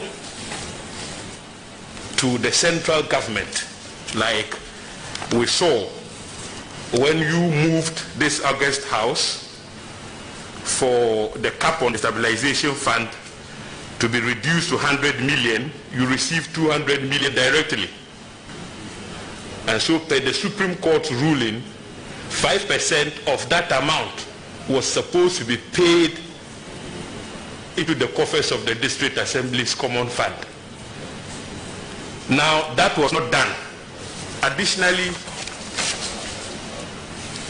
if you also look at the 2020 budget, an amount of 1,300,000,000 Ghana cedis was transferred from the Stabilization Fund. No, so 5% of this amount